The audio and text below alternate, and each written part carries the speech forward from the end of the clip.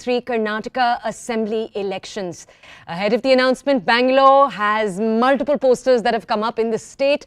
You remember the Congress is trying to seize back power from an incumbent BJP government under the leadership of Battleground Bommai. You remember Bommai took over in 2021 from the previous BJP leader, B.S. Yediyurappa, a BJP strongman. Now, Congress party posters that have come up across Bangalore allege that the BJP has widespread corruption charges against it. You remember that this is a charge the BJP has had to deal with multiple times in the last few years. Early last year, you had a group of contractors, the Contractor Association of Karnataka, come forward and say that they were being forced to pay 40% commission to the BJP government for every contract they entered into. Just a few weeks ago, you also had a Karnataka MLA and his son in the center of our focus after corruption charges against them. Now, these posters that are trained against the BJP focus very much on that. You remember in the Congress, you have an ongoing power struggle of sorts taking place. You have the former Chief Minister, senior Congress leader Siddaramaiah, and you also have the Congress President D.K. Shivkumar. Now, the ongoing term of the 224-member Karnataka Assembly will be ending on May 24th. Of those 224 seats that we just talked about, the BJP is hoping to hit at least 150. As of now, they haven't announced a face. Meanwhile, the Congress and the JDS have announced their first list of 124 and 93 candidates respectively. Important to note here that the Congress has not announced all of its names yet. That is some of the context right now. My colleague Harish Upadhyay with us live from outside D.K. Shivkumar, the Congress Karnataka President's residence. Much excitement over there. Let's go over to Harish to understand more. Harish, just a few minutes ago, we shared with our audiences the current Chief Minister, BJP leader Battleground Bommai, making a familiar allegation that D.K. Shivkumar of the Congress was trying to poach some of the BJP's leaders into the Congress. But this is an allegation that we've seen parties feel back and forth with each other, it seems, over the last decade. Walk us through some of the groundwork that we'll need to prepare ourselves for the announcement coming in from the Election Commission. Also, tell us what should our audiences be looking out for. For example, you told us whether or not this will be single phase or two phase. That's going to be important. Tell us more about what we should look out for. Well, two, three things. One, obviously the date. That's something that everyone is watching out for. But in terms of the nitty-gritties of it, as you rightly mentioned, Karnataka has always had a single phase election. Will the Election Commission go out with a similar plan is the question. Remember, Karnataka has 224 constituencies. The state doesn't have any Naxal issues or any security issues as such. No terrain that's difficult to reach for the election or polling agents as such. So largely atmosphere conducive enough for a single phase election. If the EC does go in for a two-phase election, then you will have the Congress and the JDS saying that this is BJP's ploy to have more campaigns by Prime Minister Modi and Home Minister Amit Shah. That will be an allegation that we will see from both the parties. So obviously everyone wants to know if the EC will go for a single phase election. The second point, the calendar of events that the EC will release will be crucial for the parties, because that means that they will have only that much time to decide on their list. Remember, although the Congress has declared 124 seats, candidates for 124 seats, they are yet to declare candidates for 100 odd seats, and out of this 100, at least 40 are said to be contentious ones, where you will have multiple candidates, claimants, in fact, some of them backed by Siddaramaiah, some of them backed by D.K. Shivkumar. Those are the ones that will be extremely difficult for the Congress High Command to decide, and again, those are the ones that have the potential to trigger a shadow fight between these two leaders and perhaps a full-blown infighting within those district or that specific constituency unit of the local Congress leadership. So that is something that the Congress will have to handle really carefully. At the same time, the BJP too has multiple issues to deal with. Once again, talking about the list, most of the sitting MLAs will retain their seats, but the question will be about those turncoat MLAs. How many of them will stick to the BJP? How many want to go back to the Congress or the JDS is the question.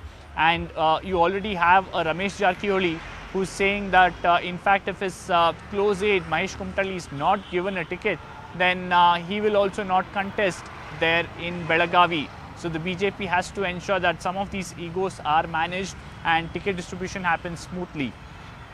And the most crucial point, how do parties now manage the narrative? Because remember, the BJP seems to have figured out that they will be at an advantage situation if they ensure that this narrative, election narrative, is around Prime Minister Modi, his personal appeal, and also the kind of projects, especially by the union government and the beneficiaries of it. We see Prime Minister talking about PM Kisan every rally that he addresses. In fact, he gets into the nitty-gritties of it. He goes to Mandya, tells the people there in Mandya that this district alone has got around 600 crore rupees worth of PM Kisan benefit. There are thousands of people who have benefited from it. So the BJP trying to tap into those labharthis, the beneficiaries of the schemes of the state government and the central government. The Congress understands that it will get advantage if they fight this battle, or if this narrative is around Bommai and his government's achievements or the corruption allegations against his government. And that's primarily the reason that you see the state unit is trying to keep the entire narrative around that. They do not want any national issue to become an issue of this election here in Karnataka. They're talking about 40% Sarkar. Even as elections are getting declared, we see in rural Bengaluru, they once again have launched a poster campaign there, and they want to ensure they talk about crumbling infrastructure, corruption, allegations of 40% Sarkar. All these issues the Congress believes will give advantage to them instead of going for a national issue as the issue of the state election. So that's the Congress's narrative. Now the question is, which party will stick to that narrative, not score any self-goal, and ensure that people buy that narrative? That's something that will become very clear on the day of the counting, on which party has successfully managed to do that. Apart from these two crucial aspects, we will also have to look at the third player, that's the JDS here. How many seats will they end up in? Will once again JDS become a kingmaker? Remember, for the last few years, or last few decades in fact, we've had parties not getting voted back to power. One. Second, at multiple times, we've had a coalition government because there has been no clear-cut majority. Harish, just stay with us for a second. The Election Commission's meeting, 11:30 a.m. right here in New Delhi's Vigyan Bhavan. My colleague Shireen is positioned outside. Let's go over to her. Shireen, over to you. Well, I will directly take you across to what is really happening at Vigyan Bhavan, the plenary hall where the Election Commission is all set to, in fact, kindly settle down. The Commissioner here. In fact, we'll begin the press conference shortly. Commission of India, Rajiv Kumar, to in fact reach on the dais, and there is in fact being announcements made that any moment now the Chief Election Commissioner will in fact be coming and will be addressing the particular press conference. You can see there are already in fact officials that are in fact on the stage. There is Deputy Election Commissioner Dharmendra Kumar. Apart from that, there is KP Gupta also, who's present on the stage, and the PIB DG Shefali Sharan also there. We are just waiting for the Chief Election Commissioner Rajiv Kumar to reach here, and any moment the election will be announced. Now, as far as Karnataka election is concerned, we have seen that it has always been done in a single phase. So whether there is in fact any change in that, whether the phases, there will be more phase than one phase, is something that we have to, of course, wait for the PC to begin. But apart from that, we have seen how the Election Commission has in fact met all the stakeholders and have decided that at the moment Karnataka state is very much equipped to go ahead with the election, and that is why the dates will be announced now. So stage is set. Any moment the officials will be reaching here and will be announcing the dates, and you can see on stage slowly all the officials are in fact reaching here. So any moment, and there you go. These are the live visuals of Rajiv Kumar, the Chief Election Commissioner, who has reached the dais now. Shireen, we're actually going to stay with you as we watch those visuals come in. We're awaiting that announcement. 11:30 a.m. it was supposed to start. As you can see, my colleague Shireen is with us in Vigyan Bhavan. We're going to dip in so you can hear the sound. The Chief Election Commissioner of India, Shri Rajiv Kumar ji. To his right is Election Commissioner Shri Anup Chandra Pandey ji. To his left is Election Commissioner Shri Arun Goyal ji. We are right is Election Commissioner Shri Anup Chandra Pandey ji. To his left is Election Commissioner Shri Arun Goyal ji. We are also joined by Senior Deputy Election Commissioners Shri Dharmendra Sharma ji, Shri Nitesh Vyas ji. Deputy Election Commissioners, Shri Ajay Bhadu, Mr. R.K. Gupta, and I am DG Media, Shefali Sharan. Sir, I would request you to kindly make your opening statement, and thereafter the floor would be open for their questions. Thank you. Thank you, Shefali ji. Honorable Election Commissioner Shri Anup Chand Pandey ji on my right, and Shri Arun Goel ji on my left, senior officers, DCs of the Commission, friends from media present here. First of all, very good morning. We have gathered here to announce the schedule for the Karnataka election and the by-elections. You may recall that after the successful and peaceful conduct of elections in the 3 states of the Northeast, just early this year, it is now time to move to the southern part of the country. What a stark difference in terms of geography, culture, and varied challenges that we have in 2 different sets of states where we are doing the elections. The challenges in Northeast were very different than what we have in Karnataka. But what remains consistent and constant is our commitment to deliver a free, fair, transparent, and inducement-free election. So be it Northeast, South, across the length and breadth of the country, we are committed to do it. And you may recall that the challenges in the recently held elections were more in terms of controlling the violence, handling the tough topography, making the logistical arrangements, making machines move, the electoral machinery move, whereas in Karnataka, the challenges are of different nature, which I will elaborate. Well, you eagerly must be waiting for the schedule straightway, but just give me 15 minutes, 10 to 15 minutes to tell you the basics profiling. The term of Karnataka Legislative Assembly is till 24th of May 2023. So we have to complete the entire process before that. There are 224 assembly constituencies, of which 36 are reserved for the SCs and 15 are reserved for the STs. Let me just also tell you the electors' profile in the state, because a healthy electoral roll is a prerequisite and a foundation for any election activity and an exercise. Total electors in the states are 5.21 crores, of which male electors are 2.62 and female electors are around 2.59, almost equal. And during the SSR exercise which we completed, the Commission laid special emphasis on the, as I have been repeatedly saying, on the inclusive part of the electoral roll and also the human part of the electoral roll. What does it entail? It means we laid special emphasis on registration of new age voters between 18 to 19 years, women, transgenders, persons with disabilities, and also in Karnataka on the particularly vulnerable tribal groups, who are the disadvantaged groups. If you look at any human development indices, the particularly vulnerable tribal groups are the one who are at the lowest of the ladder. So we said we'll have a special outreach. I'll touch on that in one of the slides. The role gender ratio in the state stands at 988, which is very healthy. And the copies of the electoral rolls, including the process by which it was prepared, have all been shared with the political parties. And the involvement was at every stage. So friends, senior citizens and PWDs, as we have been putting a special emphasis on this part, and it's important in case of Karnataka because it will happen first time in Karnataka. The total number of 80 plus electors is 12.15 lakhs.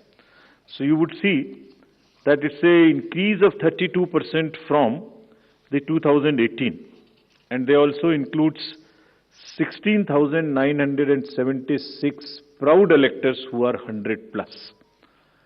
We'll be having a special outreach for all of them.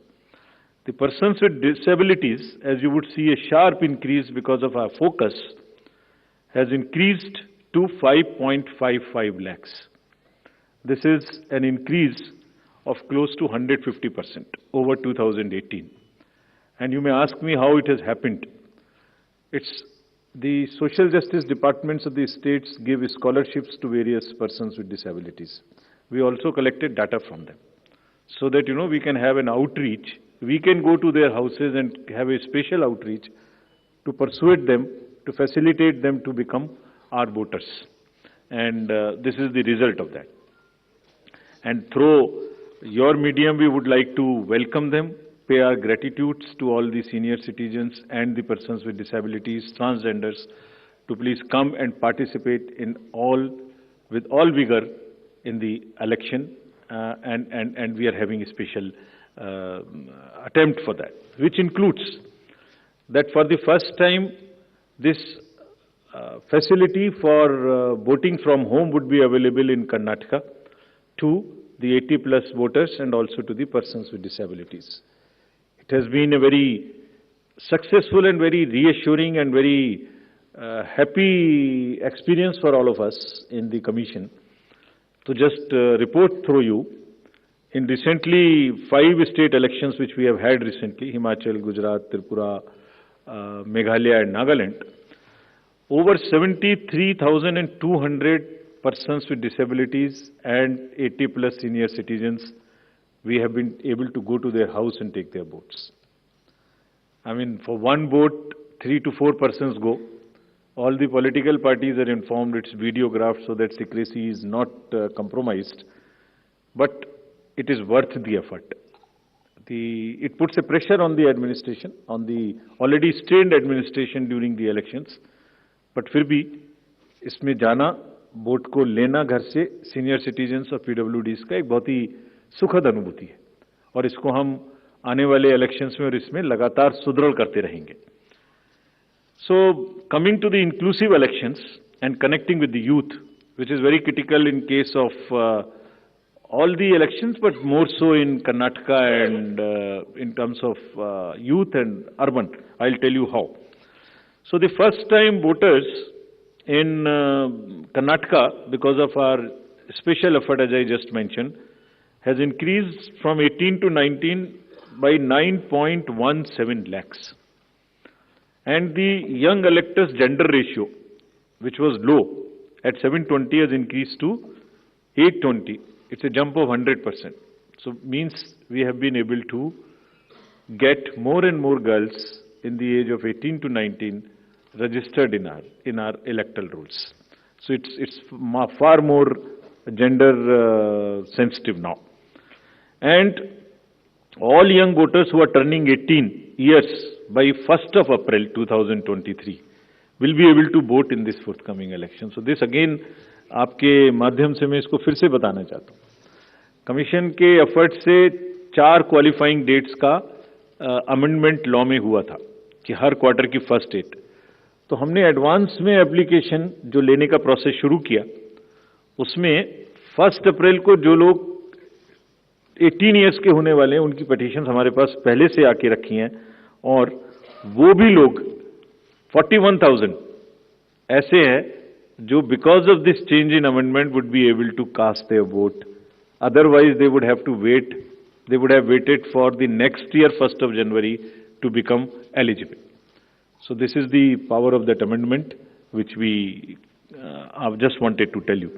And youth participation in the electoral process, as you know, brings in the required energy and rhythm, yielding to a more vibrant and argumentative electoral process, participative electoral process, which is again a very healthy sign for the democracy. And as our National Voters Day theme was, there is nothing like voting. So this is what we are popularizing amongst the youth, and through you also requesting that when we have taken so much of effort to make them voters, let them also respond by coming to the polling stations on the date which we'll announce now. Coming to the particularly vulnerable tribal groups, as are again a human face and an inclusive agenda for the electoral rolls. The purity and the inclusiveness and the health of electoral rolls is one of the focus of the Commission, more so this year.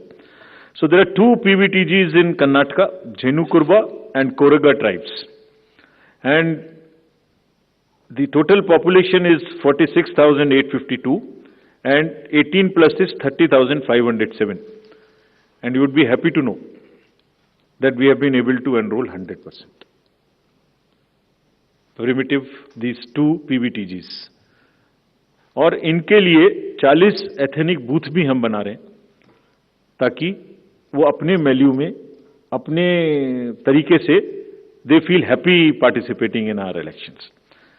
Similarly for transgenders, total transgenders in the state as per the records of the department concerned is 42,756 and we have been able to enroll through our outreach in our process 41,312, which is again almost complete. कुछ ऐसे भी लोग हैं जो अपने आप को electoral role में एज ट्रांसजेंडर मार्क नहीं कराना चाहते. हमारी उनसे अपील है कि अगर ऐसे कुछ लोग छूट गए तो जिस फॉर्म में जिस सेंसिटिविटीज के साथ वो अपने आप को अटैच मार्क कराना चाहते हैं हम उसमें एक कदम उनसे आगे बढ़ के उनकी मदद करेंगे और उनको ऐड करेंगे. Now after voters to give you a feel and a overview of the polling stations.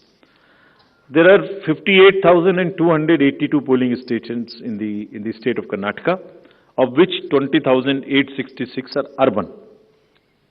And I'll tell you what special efforts are required for these urban area polling stations. Average electors per polling stations comes to 883, and we'll be doing as usual the 50% webcasting, which comes to 29,140. On all these sensitive booths which have been identified, we take 4-5 measures. Either there would be a CAPF, or there would be webcasting, or there would be a micro-observer. It's a combination, and cumulatively, through a combination of all of this, we tend to put more vigor and vigil on the sensitive booths. For enhanced voter experience, how do we ensure that voters feel happy, want to come to the booth and take part in the festival of democracy? There would be close to 1,320 polling stations which would be managed exclusively by the women. ये भी उनके हर election में हम कर रहे हैं, उनके एक एम्पावरमेंट का भी पार्ट है. There is a feeling that yes, we can do it, and election exercises in the even remote places. There were booths in the recently held elections which were all managed by the women, including the security personnel. और इसी तरीके से 240 polling stations would be model polling stations जिसमें eco friendly और green booths उनको बनाएंगे. और ये भी एक नया प्रयास शुरू किया है कि जब यूथ नहीं आते हैं वोटिंग में तो हम पोलिंग स्टेशंस को भी अपनी यूथ जो एम्प्लॉयज हैं उनसे मैनेज करें.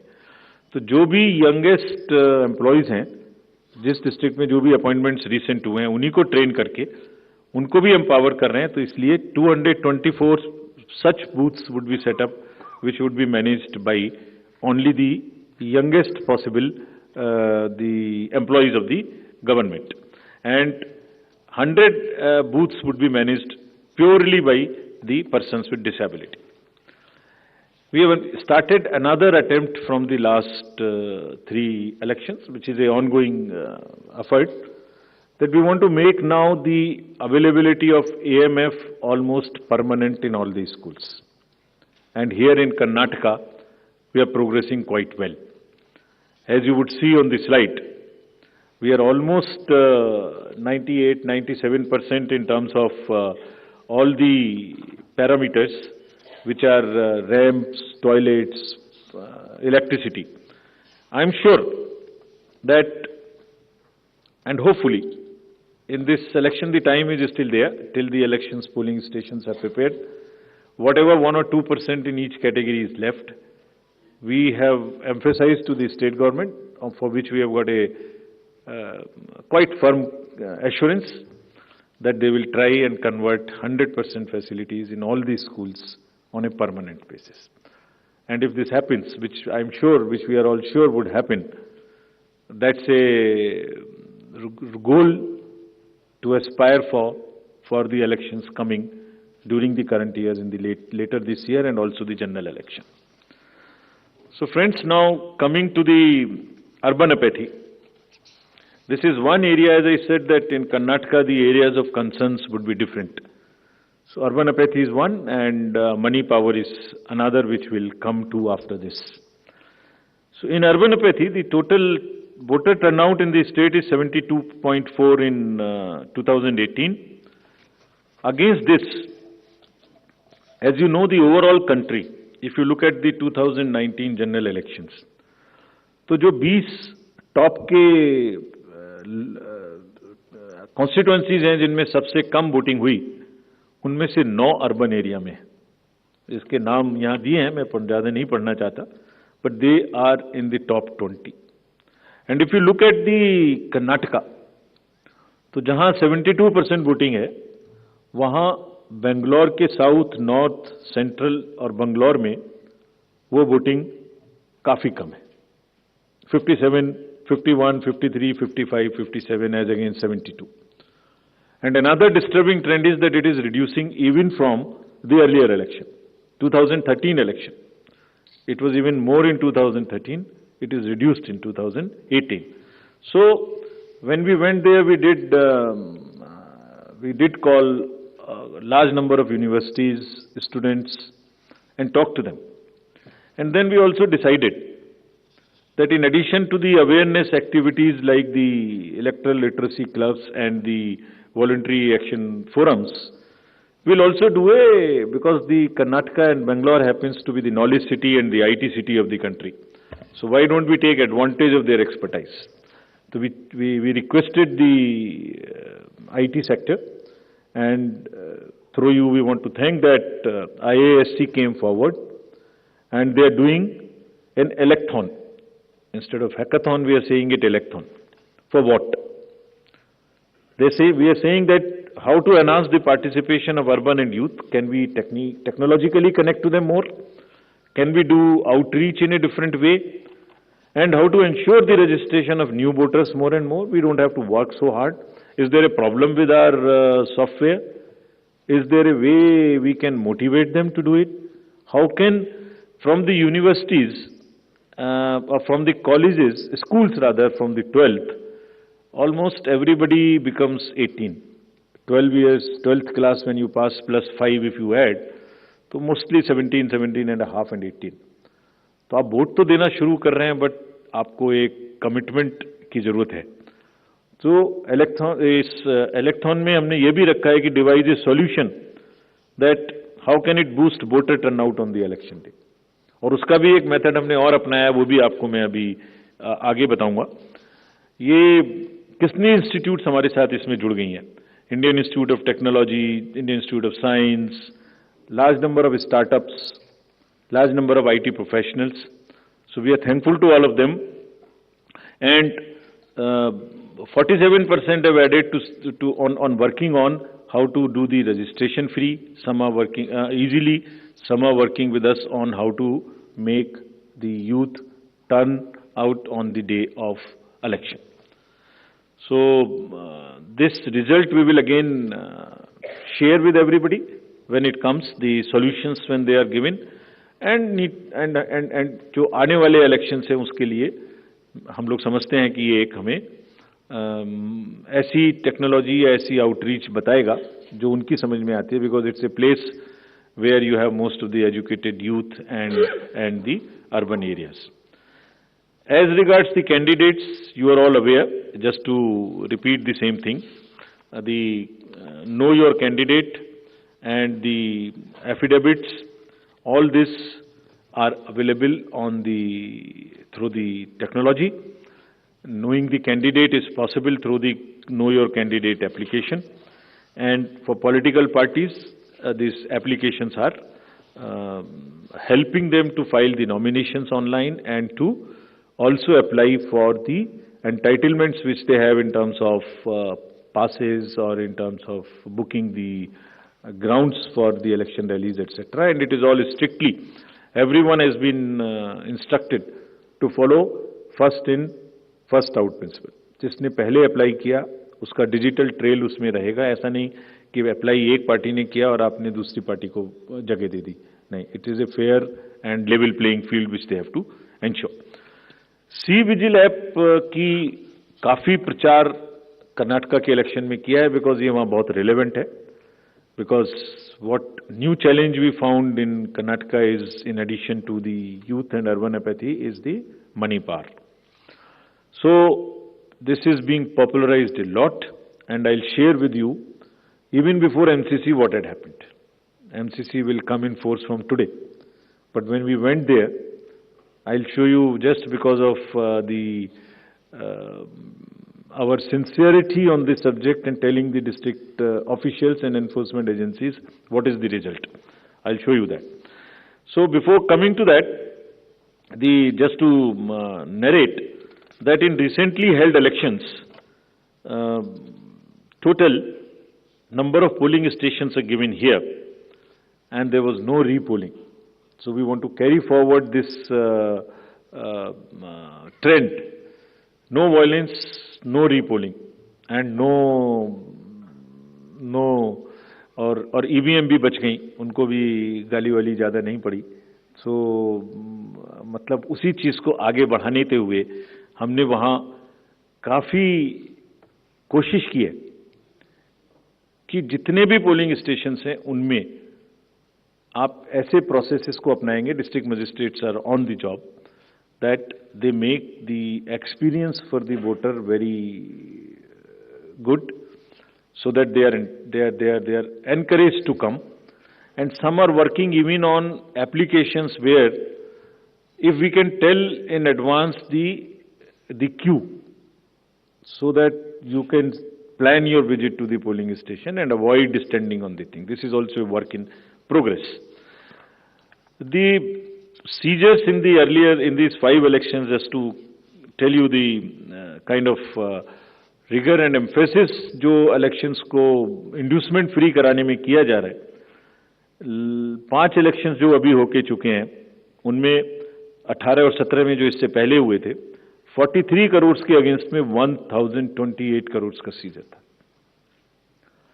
एंड इसमें drug seizures, because we are saying liquor, drug, money, freebies, and drug in particular, because वो पूरी की पूरी सोसाइटी को और बच्चों को खराब करने की उनमें क्षमता है। So all enforcement agencies, we have said that there is a absolute strict vigil you have to have on movement of any kind of material which can induce the elections, and fairly. And I'll show you what has happened. We are strengthening our teams in Karnataka to curb the misuse of money power. From 1,900 in 2018, we are increasing to 2,400. These are the teams which will have the sensitive constituencies, expenditure observers we are increasing, assistant observers, flying squads, and all to put extra pressure and make it clear to all political parties and candidates that money power, they have to just zero tolerance, which we are showing from our sides. And just to tell you that the state has 19 districts. Total 171 interstate checkposts are being operationalized for this purpose, where Excise Department, Commercial Tax Department, Police Department, and even the Forest Department, in areas where the forests are there and there are checkposts. They may not be the highways or the state ways, but there are the points of entry. All places there would be a strict vigil. And nudging towards ethical elections, there are exercises which are being done with the awareness which is being done. Say, for instance, this is by the Commercial Department. And just to tell you, it's another, when we talked about it in Nagaland, from civil society, there were groups formed in the villages, and villagers came out resisting anybody who was trying to bribe the voters in the villages. I'm repeating it here just to encourage and thank those citizens who have helped us in curbing the menace of money power. And you see, we have directed all the enforcement agencies, which include the state police, state excise, narcotics, coast guards, ED, airport authority, state level committees, bankers committee. What is their role, just in brief? जितने airports हैं वहाँ और जितने landing air strips हैं, even choppers, they will all landings will be checked, so that there is no way that they can be used for movement of any kind of what you call the money or something. इसी तरह से जो check posts और special highways which have been identified and godowns which are in under the commercial taxes department, warehouses, liquor, all have been mapped, so that there is no increase or a trend of goods coming there. Similarly for freebies, eBay bills are being checked to see in any particular district if there is an increase of the material getting entry to those particular districts. SLBC, we have also requested all the banks, directed them actually, that no movement of the vans which carry cash to fill the ATMs will happen during the late hours, so that they cannot be used. At times, such vans are used for carrying cash. All that has been stopped. In terms of what happened in Karnataka after our last visit, which was, see just some pictures. Even MCC has not come into force. And this is across the parties. Freebies, cash, liquor, all that have been started already having been seized. And it is already crossed almost what was seized during the elections last time. And I want to thank the district administration and enforcement agencies on this, because having by and large tackled the issue of muscle power in the elections, this is now the focus and the time that we handle the money power also. And before MCC comes into being, because हमने उनको यही कहा कि MCC का मुहूर्त क्यों देखना है, आपके पास तो सेक्शंस हैं आईपीसी की. अगर कोई भी ब्राइब के लिए, वोटर्स को इंड्यूस करने के लिए अगर अभी से सामान लेके आ रहा है, उस पर कैंडिडेट का नाम लिखा हुआ है बैग के ऊपर, कुकर के ऊपर रखे हुए हैं ये गोडाउन, इसमें देखिए आप लिखे हुए हैं, नाम भी लिखे हुए हैं, तो उसको सीज करके उस पर क्रिमिनल केस करने के लिए एमसीसी की जरूरत क्यों है? And thankfully all of them have responded and we are sure that this will peak now. And again through your medium we want to say that citizens also help us by using C-Vigil more and more, and it is our guarantee that in 100 minutes we will not only reach there, we will also report back saying as to what had happened. So friends, now coming to what you have been waiting for. The schedule for the Karnataka Assembly elections for 2023 would be like this. The Gazette notification would be issued on 13th of April. Last date of making nominations would be 20th of April. Date of scrutiny would be 21st April 2023. After that, the withdrawal of the candidature can be up to 24th of April. The polling will take place on 10th of 5 in single phase, and day of counting would be 13th of May. So this is the schedule for the Karnataka elections. There are also some by-elections which are due in the country in various legislative assemblies and parliamentary constituencies. So we are simultaneously announcing the by-elections also. So the by-elections will take place for the assembly in Odisha, Jharsuguda, in UP,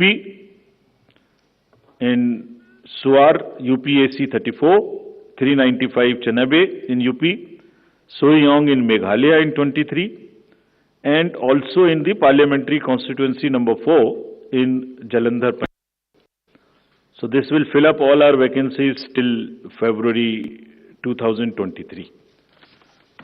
So this is the schedule, and I once again, before ending, through the friends from media, I want to appeal to all the voters of Karnataka, young, urban areas, rural area, PBTGs, women, transgender, PWDs, senior citizens, to please come forward and take part in the Festival of Democracy. Thank you very much.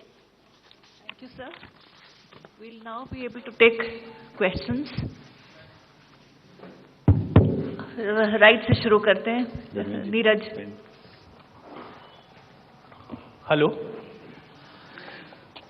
Hello sir, Neeraj हूँ news 18 India से। कर्नाटक विधानसभा चुनाव की घोषणा आपने कर दी एक चरण में, और कई बाई इलेक्शन की भी घोषणा की है। वायनाड लोकसभा उपचुनाव, वायनाड सीट भी खाली हो गई है। चुनाव आयोग को जानकारी लोकसभा सचिवालय की तरफ से भेज दी गई है। वहां उपचुनाव की घोषणा आज आपने नहीं की है, आने वाले दिनों में करेंगे या कोर्ट की कार्रवाई का इंतजार करेंगे, क्योंकि 30 दिन का वक्त राहुल गांधी को मिला है।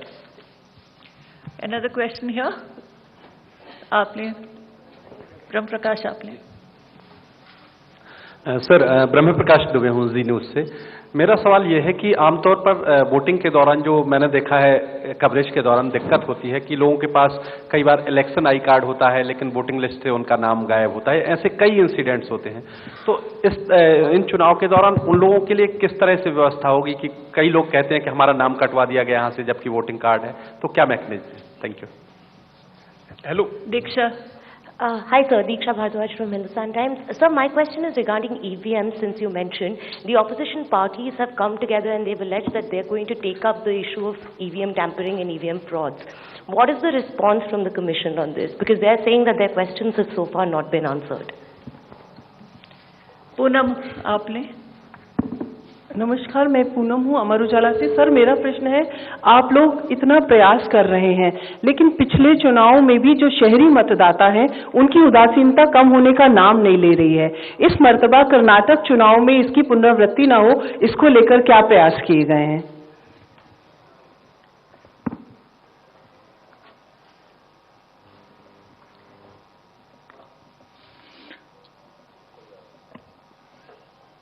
पहला प्रश्न लेता हूं मैं, जो इलेक्शन आई कार्ड ना हो तो क्या करेंगे voters.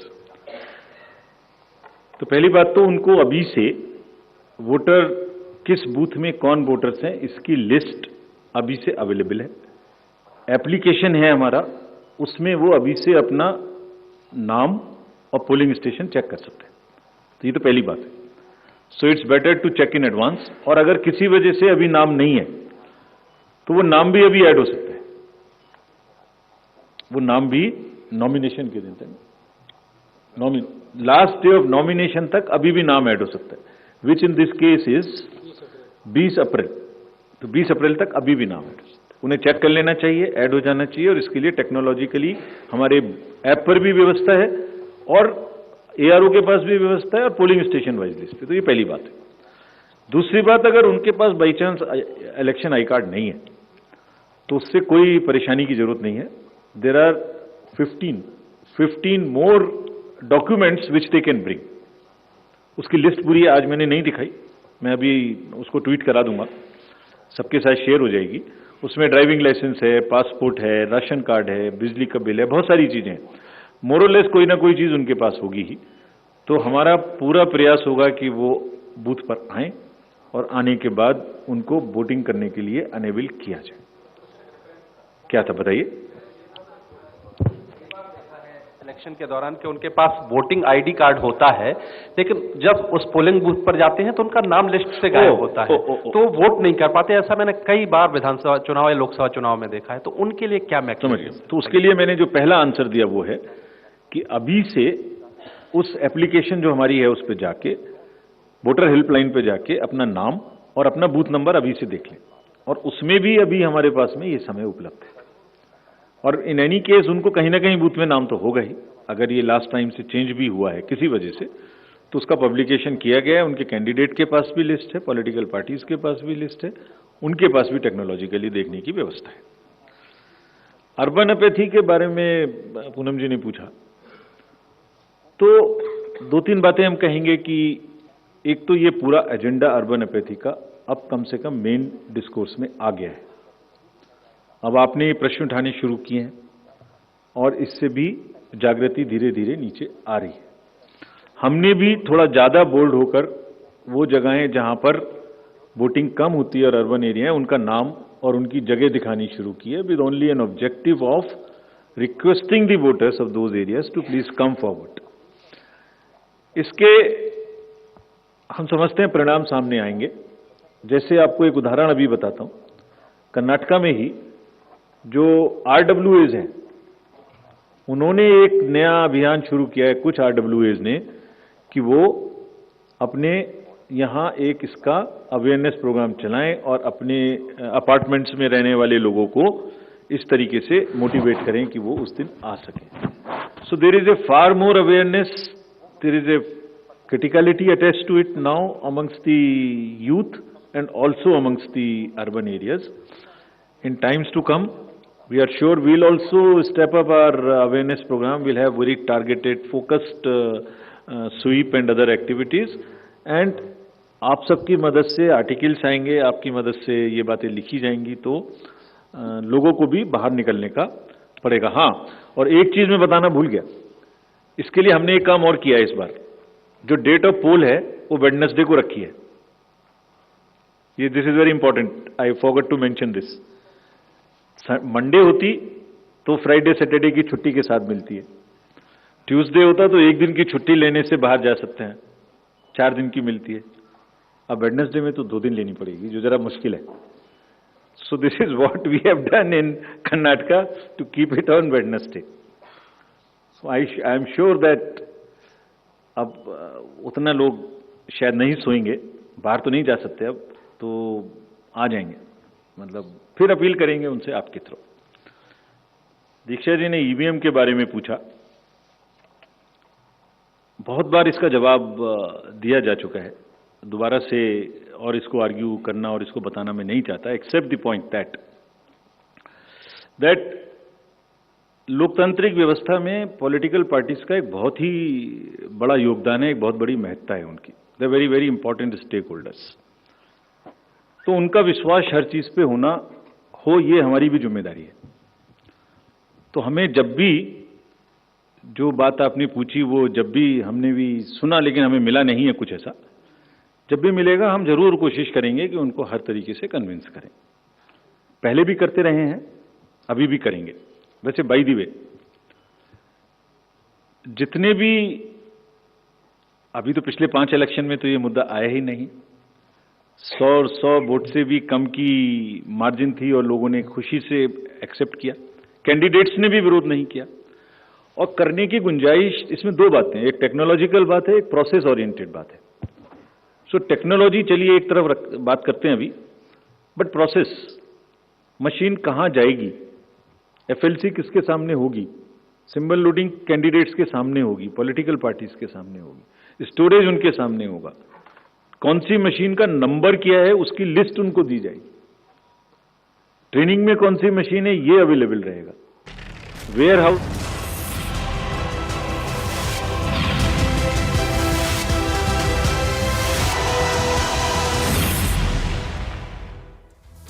Welcome and thank you so much for staying with Sierra News 18. The big poll announcement for Karnataka has happened. 10th of May is when the state goes into polls. It's a single phase election, so they stayed with convention when it is about the single phase polling in the state of Karnataka, and 13th of May is when the counting happens. Even as the announcement is currently going on and the press conference is currently ensuing, we are having our colleagues on ground to take us through what is now expected in this high stakes battle. Thank you so much for staying with us. I'm Griha Atul Siddiqui, and let me bring in my colleagues on the broadcast. Harish is joining us live from DK Shivakumar's residence in Bengaluru. Akshara, my colleague, is live from outside Chief Minister Basavaraj Bommai's residence in Karnataka. And also live is DP Satish, who's live from Bengaluru with us. And Sharon joins us from the Election Commission's press conference that's currently underway. I'll come to you, Harish, first. What is the word and mood from the Congress camp at the moment?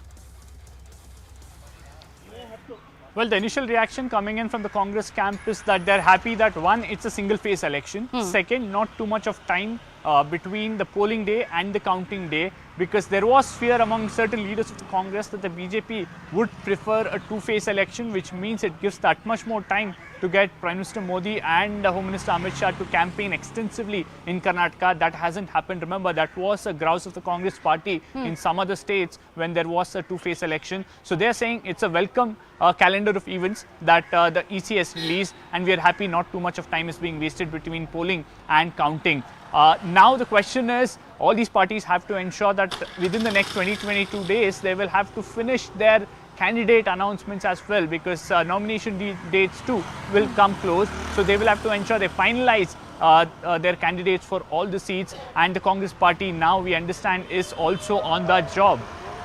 Right. Pallavi also is with us. Let me bring Pallavi in at the moment. Pallavi, it has been a revolving door result since 1989 when it is about the state of Karnataka. Of course, a lot at stake for both BJP and Congress. But the word coming in from the Congress party, considering this is a single phase election once again announced out of Karnataka, the kind of plan that they are choosing to put in place, because there's too many controversies that have just begun to ensue even before the poll date announcement. Now the model code of conduct is in place. What is it the Congress party is now deliberating on doing? Because this is the one state that they had decided to go ahead all guns blazing with all the tall leaders of the Congress party in attendance before the poll date announcement. Absolutely right, Griha, because the Congress is often being accused of being lazy when it comes to campaigning and dealing with state elections, often beginning a little bit too late. But this time round, the Congress has begun their groundwork much earlier, almost a year back. They've also announced the first list, which is a substantial chunk of the election list, poll list of candidates, pretty early. So in that sense, the Congress party seems to be a little bit more organized, superficially at least. But the first reaction has already come in from Mr. Randeep Surjewala, who happens to be in charge of the Karnataka state for Congress party. And just one line from his tweet where he said, let's rebuild brand Karnataka, and we want to rid the state of the 40% Sarkar and its basic loot and its brazen loot. So clearly the pitch of the Congress party is going to be providing an alternative to the corrupt government of the BJP in Karnataka. That's going to be the pitch. Also, that's one concern which the Congress has been raising as much as the voters list is concerned. So picking up these factors, Karnataka electoral results becomes very critical for the Congress party, Griha, because this is exactly what we have been talking about since morning. Everything is at stake. It's a litmus test. It's a litmus test for the Bharat Jodo Yatra to a certain extent. It's a litmus test for the Congress's and the opposition's pitch against the BJP and the central government. And more importantly, the Congress hopes to reap benefits from Rahul Gandhi's disqualification. I think this is the opportunity to use the words of Priyanka Gandhi Vadra at the closed door meeting, that the only and the best way we can rebut the BJP is by winning this state election. Right. Pallavi, thank you so much. Keep coming back to you. I also would like to bring in our colleague Maria Shakil, who's joining us on the phone line at the moment. I'd also like to introduce Ridhima, who is with us here in the studio on the magic wall. So she'd be breaking down all the caste arithmetic that comes into play when it is about elections in Karnataka. But before we do that, let me actually bring in Maria. Maria, right before the poll date announcement, the big move by the BJP government in the state was to take away the 4% quota from the OBC Muslim community, give it to the Lingayat Vokaliga community, and that was the talk of the town. Much controversy has happened. Now, what is the move that the BJP is going to go ahead with, considering there are cases pending in the court? There is a lot of uproar within the community. There are backward communities that are actually up in arms against the move. There have been, various instances, like for that matter, stone pelting outside Yadurappa's residence by the Banjara community. How is the BJP choosing to deal with all of this? Well, I think the BJP has made a calculated move. They understand that the Vokaligas and the Lingayats are a powerful and an influential community. This is the constituency that the BJP knows fully well. If that constituency backs them, in roughly around 150 constituencies. They have an impact, and the BJP will be able to return to power. If you look at the optics that have emerged from Karnataka in the last few months, it becomes important, Griha. Prime Minister Narendra Modi, when he arrived in close to a constituency which was next to Shivamogga, he held B.S. Yediyurappa's hand and then they walked together. Recently, Home Minister Amit Shah has, went to B.S. Yediyurappa's home and had a meal with him. B.S. Yediyurappa is also now a member of the BJP parliamentary board. This is a recognition that his role becomes very important for the BJP. Undoubtedly, he remains the only BJP leader who is acceptable pan-Karnataka and perhaps the tallest leader that the party has in the state of Karnataka. And when the party went for this move of 4%, reducing it from the Muslim backward and saying that, it should be distributed among the Vokaligas and Lingayats, it's a calculated move, as I said.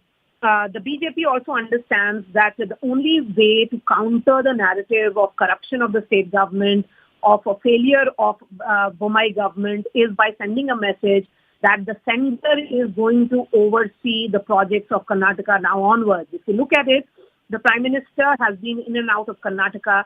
He has inaugurated a number of projects, laid the foundation stone of a number of projects, sending a message of double-engine government. So when you look at going ahead, what is the BJP's challenge going to be? They understand that this is a state which is the flow to the south. They understand that this is a state which must be won because this is the only state in southern India which is governed by the BJP. They would do everything possible and in the book to ensure that this state is won. They understand that there are challenges of anti-incumbency, but we have seen how in the past the BJP has countered anti-incumbency by sending a message that this is a vote to Prime Minister Narendra Modi. The Prime Minister at the center is ensuring trickle down of government schemes. The Prime Minister at the center is overseeing various projects, and hence the vote in Karnataka will also be vote for brand Narendra Modi. Right. Maria, thank you so much for that. Ridhima is here with us on the magic wall. So Ridhima, you'd have to break down the caste arithmetic in the state of Karnataka. What does it really mean for both the Congress and the BJP, and of course also the other players like the JDS?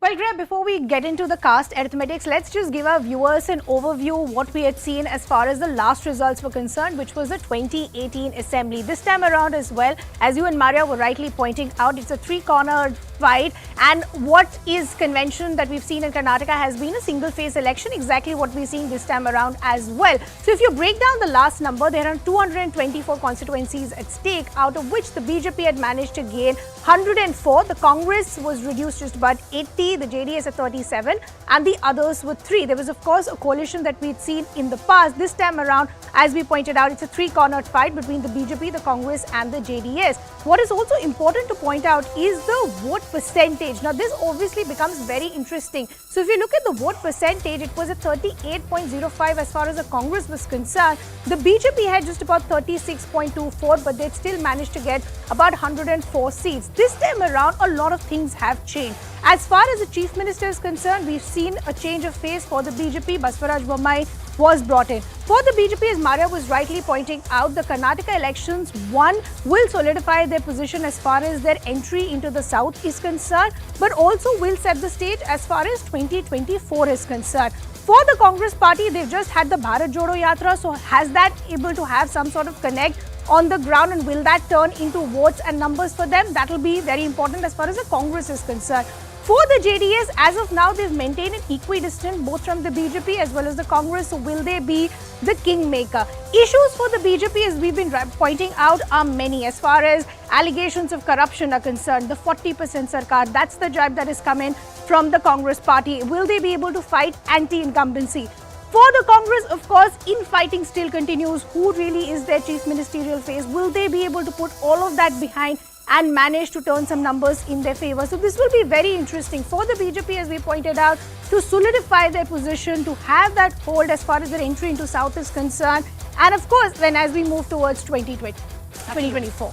Thank you so much for that, Ridhima. Let me, on that note, bring in DP Satish, who's also with us on the broadcast. DP, this very point that Ridhima was also making, how this has been a revolving door results ever since 1989. So important election for both the Congress and the BJP. But what is happening in the national capital and otherwise in the rest of the states that have been spearheaded with protests that have been led by the Congress party on the grounds of corruption or the demand for a JPC, all of that, and then spilling over to Karnataka with that entire jibe at the Basavaraj Bommai government and the 40% commission sarkar.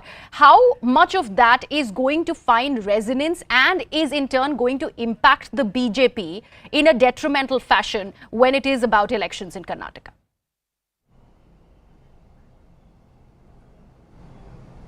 See, are we going to have a hung assembly or are we going to have a government with a clear majority? That is the question everyone is asking in Karnataka. In the last 19 years, since 2004, we have seen 3 assemblies with no clear mandate.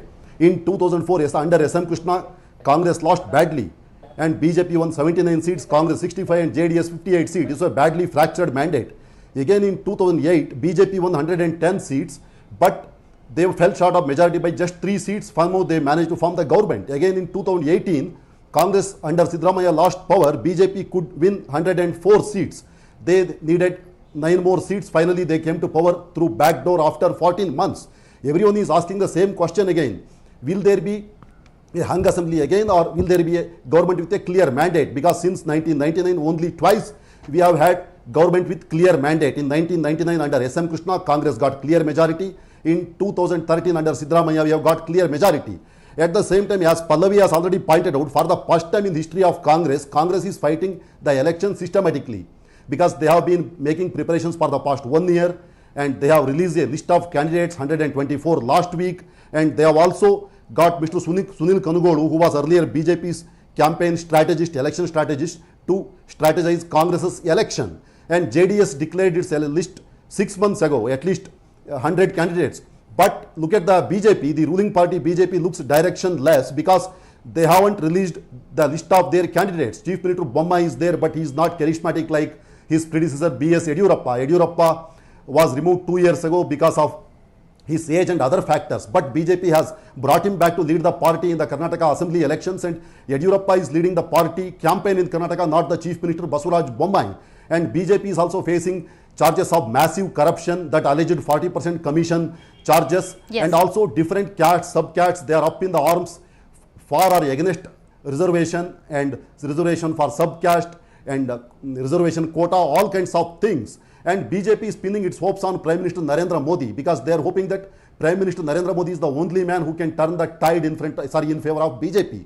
Because BJP is trying to nationalize the election, meaning they want to fight this election on national issues instead of state issues. But Congress wants to fight this election on local issues because Congress has localized the election because they know that if they raise national issues, they will walk into the trap of the BJP. That's why they want to localize the election. And many on the ground, they don't even want Gandhi siblings to come and campaign much because they think it can work against them. And JDS led by the Gowdas has already declared that they are going to come to power on their own. But it's an outlandish statement. No one believes that with their presence in 5-6 districts, they won't be able to win more than 40-45 seats. But here BJP wants to get a clear majority for the first time in Karnataka. And Congress also wants to get a clear majority. But a hung assembly will benefit JDS. If there is no hung assembly, JDS will lose its political relevance in the state. If Congress loses this election, and it will be over for Congress because Siddaramaiah is fighting his last election and he will have no interest in continuing in the Congress or at least leading the party. And DK Shivakumar has high stakes, and if he loses this election, DK Shivakumar will be removed as state Congress president and he will have to make way for someone else. Yes. And if BJP retains power, will they continue with Basavaraj Bommai or will there be a new face? We really don't know. So this election is going to be very, very crucial for all the 3 parties because BJP won't lose much even if they lose this election because they have a strong leadership at the national level. If Congress loses, it will be over for the party. And if JDS loses, and JDS will find it very, very difficult to revive the party again. Right. Thank you so much for that, DP, for explaining that so well on what is it that is looking like for all the 3 political parties when it is about the state of Karnataka. But before we go any further into the discussion, about the poll date announcement and what is it that is in store for Congress, JDS and also the BJP. Let's look at what is it that is when a battleground Karnataka looking like. First of all, we have to talk about how there are about 224 seats that are up for grabs. And if we look at the scorecard of 2018, Congress there with 80 seats, BJP with 104, JDS with 37. So that's what it looked like when it is about the 2018 elections in Karnataka. Now, if we look at what is up for grabs, what is in store this time around, the kind of votes that we are looking at in Karnataka is about more than 5 crore votes. That is the kind of vote percentage, and 49.7% of those are women voters. So that's an important aspect that all the political parties need to look at. If we also talk about how, like I've been mentioning, this has been a revolving door elections results ever since 1989. Another crucial factor, anti-incumbency plays a very, very important role in Karnataka. Also the fact that the Modi magic, which BJP is banking upon and very, very strongly, which will it have any kind of impact when it is about the elections in Karnataka, is also the big question. The other big question is the factionalism. That is a big challenge for the Congress party. The infighting. We were talking about Siddaramaiah and DK Shivakumar, whether they are going to see eye to eye when it is about the chief ministerial post is something that is another problem for the Congress party. Another state in Karnataka that is talking about the infighting. The other aspect is about the Ghar Vapsi or the rebel health the Congress will be getting. All of that included the caste arithmetic that we of course were talking about. Let's look at that. 67 Lingayat dominated seats. That's why you've had a Basavaraj Bomai and a Yadurappa, important Lingayat faces that are being fielded from the BJP side. And of course, the big question of the freebies that has been talk of the town when it is about the flood of freebies from all political parties. Of course, now the MCC play, all of that is something will have to take a back seat. Urban seats are also something that we have to look at. Let me bring in my guests on the broadcast now to take this discussion further. Tushar Gupta, the senior editor of the Swaraj magazine, is with us. Also with us is Mr. Rashid Kidwai, who is the author and senior journalist. Mr. Kidwai, I'll start with you first. That important point that, in fact, DP Satish also was making about whether JDS is an important third player in Karnataka. Let's begin with that. Should we actually consider JDS an important factor, or it is just a two-corner fight between the BJP and the Congress party?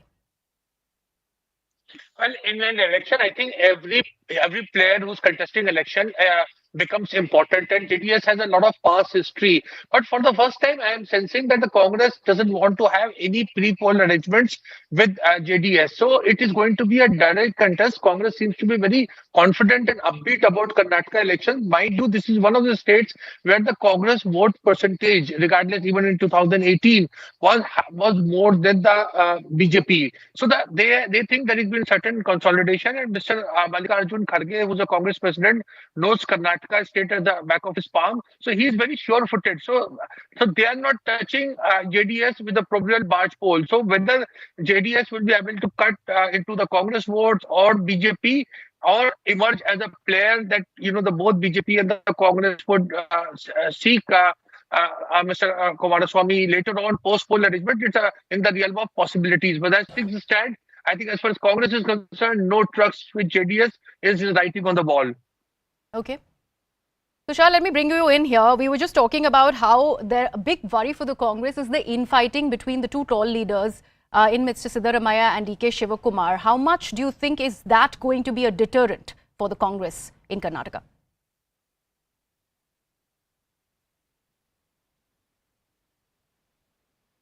Tushar, can you hear me? I don't think we have that audio link through with Tushar. Mr. Kidwai, can I take the same question to you? The infighting that the Congress is looking at, it's not just in Karnataka, but various other states where it is currently holding power. But Karnataka becomes really, really crucial. That infighting between DK Shivakumar and Mr. Siddaramaiah has been out in the open. We've seen an ample show of strength from both of the leaders. How much of that is going to be a deterrent for the Congress party? Well, theoretically, yes, but I think this story of factionalism in the Congress is highly exaggerated. As far as Karnataka is concerned, both Mr. D.K. Shivkumar and Mr. Siddaramaiah is seasoned, campaigners. They know. Why I'm saying this, because that factionalism is exaggerated, is the fact that for the first time in many years, I would say, as somebody who watches Congress closely, the Congress was able to release a list of 124 party nominees almost a week before the formal announcement, that is today. So of poll dates. In spite of that, there was no bad blood, there was no street fight, there was no demonstration, there was nobody sulking. So I think this tells you that factionalism is there, which is of course a regional aspiration of becoming chief minister, but it has a limitation. Both sides, that being D.K. Shivkumar and Siddaramaiah, understand and realize that if they fight, then someone else will walk away with this victory. So therefore, they are very restrained and they're waiting and watching. So I think this is a significant and interesting development as far as the Congress, roadmap is concerned. All right. Mr. Kidwai and Tushar, thank you so much. In fact, stay on with us. Let me actually bring in our political editor, Maria Shakil, who's also joining us from the CNN News 18 newsroom. Maria, just taking on from this very point that Mr. Kidwai was making, we are seeing restraint. Do you really consider, because after that entire furor outside Siddaramaiah's residence on the kind of seat that he's going to be fighting for, with his supporters really stronging his residence, all of that drama was something that was seen in Karnataka. Do you think that this is not going to be a deterring factor for Congress at all? Right now is Congress sending a strong message that Siddaramaiah and D.K. Shivkumar are on same page. If you look at the entire campaign move that has been designed, it is also designed to send a message that these two leaders have very distinct strengths and they bring both of that jointly on the table. For the longest time we had heard, and I agree with Rashid Kidwai when he says that that is more or less exaggerated right now, because the Congress is trying to send a message that it is a united group as far as Karnataka is concerned. They understand that there is a lot at stakes. It is about, in the road to 2024, if in this direct fight between the Congress and the BJP, the Congress doesn't come out brave, then it will send a message that Congress is not really in a position to take on the BJP. There are opposition leaders, there are regional parties who will now stake claim in the opposition space to send a message that they are far better in taking on the BJP. Mamata Banerjee, for example, you have an Akhilesh Yadav who will say that he did relatively better from what he did in 2017 in 2022 assembly elections in the state of Uttar Pradesh. So it should be left to the regional players to take on the BJP in these states, and as far as the Congress is concerned, they should be looking at direct fights, which is roughly around 150 Lok Sabha seats. Having said that, this election in Karnataka will be deciding so many things in the opposition space within the BJP. It's a prestige battle. In fact, Dharmendra Pradhan, who has been made in charge of the state of Karnataka, will be coming for a Rising India event in some time, and this will be the question that will be asked to him, particularly to do with 4% reservation, and why is it an afterthought, because you had a government in Karnataka. Why was it done just perhaps less than a week before the model code of conduct was put in place? So all these questions will be put to Dharmendra Pradhan, who is the Karnataka in charge. But I think the larger message that is coming from the BJP here is that this is their window to the south. This is a state which they must win, for sending a message to other states in southern India that the BJP is looking at them favorably. If you look at the aggressive push that the BJP has done in the state of Telangana, where it has come to occupy the opposition space very firmly against KCR, or the state of even I would say Tamil Nadu, where Annamalai is being very aggressively, positioning his party. So the BJP is trying to send a message that yes, it may have become acceptable in the northeast parts of India with the 3 states that went to polls recently. All the 3 states now have a BJP government, BJP coalition government.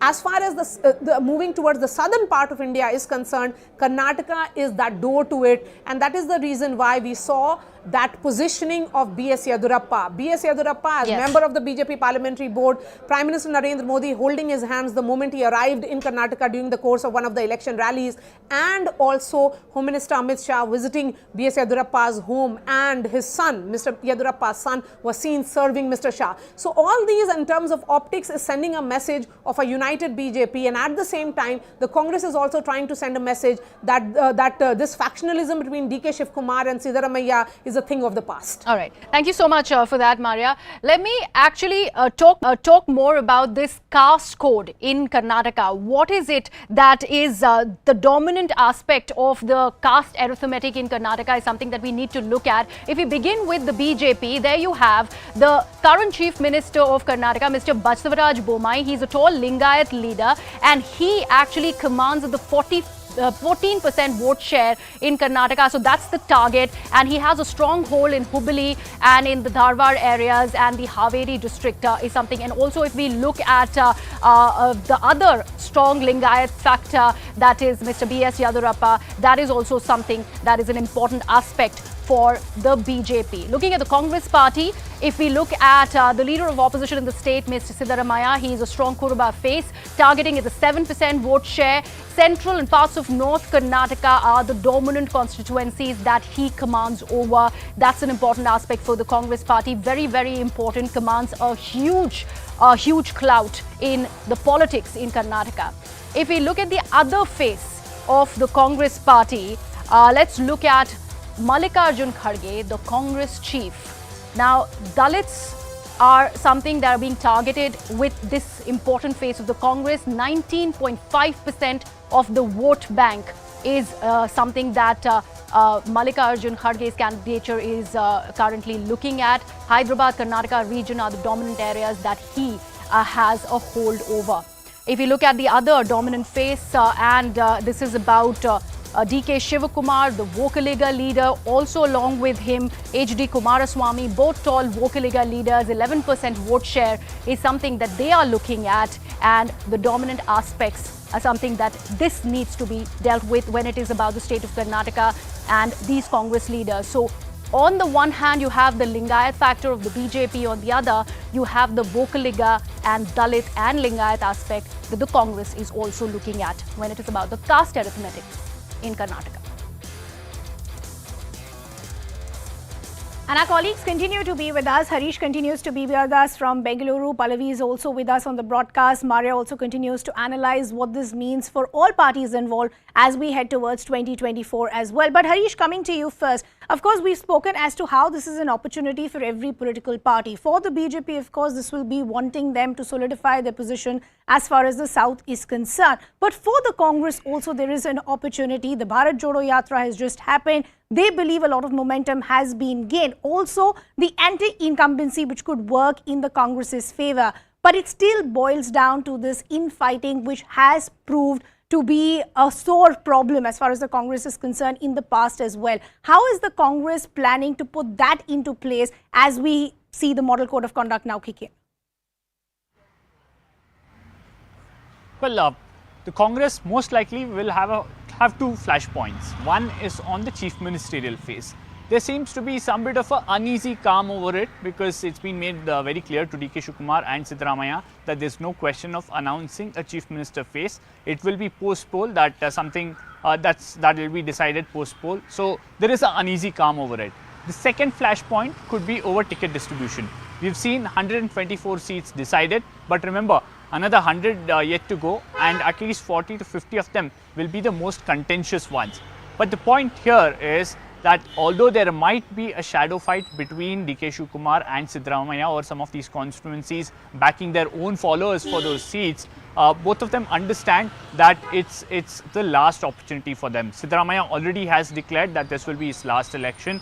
D.K. Shivkumar, he's been out of power for a good 5 years now and also has faced several cases. It's very important for him to come back to power. So you might see a bit of a shadow fight, but we won't see any major open dissidence or any sort of a fight between these two leaders. That's the sense one gets while talking to both of them or even their camps, because both of them understand that it's very important to come to power, post which perhaps they can flex their muscles or even use their clout to get the chief minister's chair.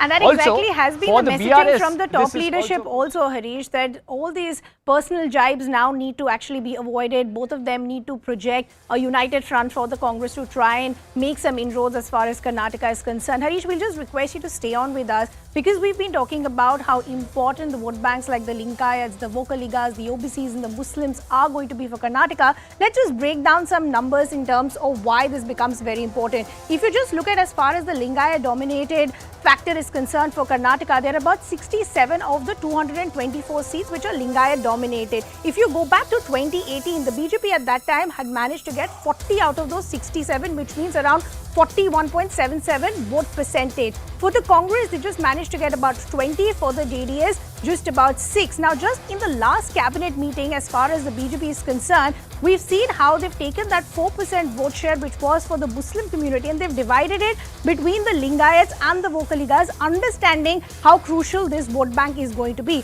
Let's also talk about as far as Vokaligas are concerned. Now, this is where the JDS will try and make some inroads and try and solidify their position as well. Because out of the 224, 44 are Vokaliga dominated seats. And if you go back to 2018, out of that 44, the JDS had managed to get 21. The likes of H.D. Kumaraswamy would want a similar picture to repeat in 2023 as well. For the BJP, out of that 44, they had managed to get just about 14. And for the Congress, it was just about 9. But Vokaligas and the Lingayats are not the only factors that will be important to watch out for. Let's look at the OBC dominated and then we look at the Muslim dominated as well. For the OBC dominated, out of the 224, there are about 24 of these seats which are dominated by the OBCs. And in 2018, the BJP had managed to get about 18 out of those 24. The Congress got just about 5 and the JDS got just 1. Now look at as far as the Muslim dominated seats are concerned. Now we spoke about as far as that vote percentage quota is concerned, that 4% which is now being split into the Vokaligas and the Lingayats. The voices that we are seeing for the likes of Aswaddin Owaisi and others, they've been saying that there is an anti-Muslim sentiment by the BJP, and that is why we're seeing moves like these. As far as the Muslim-dominated seats are concerned, out of the 224, 18 are Muslim-dominated seats, and here the Congress in 2018 had managed to get about 11 of the 18. The BJP had got just about 6. So this is what the arithmetic as of now looks like. As we pointed out, a lot for stake as far as the BJP is concerned to solidify their position as far as their entry into South with the aggressive machinery of the BJP working on the Modi factor, and then you use that momentum working towards 2024. For the Congress, in almost every state election, it's a do or die battle because we've been seeing their electoral success only shrink with each state. If they manage to make some inroads, that will help them as far as their national ambition is concerned. Thank you so much for that, Ridhima. Let me also go back to my guests who continue to be with us on the broadcast. Tushar Gupta is with us. Also with us is DP Satish. Tushar, I'll come back to you. That question I was asking you about that infighting, of course, more or less answered by our panelists, but I'd still like to understand what is it that the Congress really needs to look at, because right now the entire emphasis is on targeting the BJP, whether it is on the recent reservation changes in Karnataka or for that matter the commission, the 40% commission Sarkar accusation against the Basavaraj Bommai government. All of that, how much of it do you think is working for the Congress party?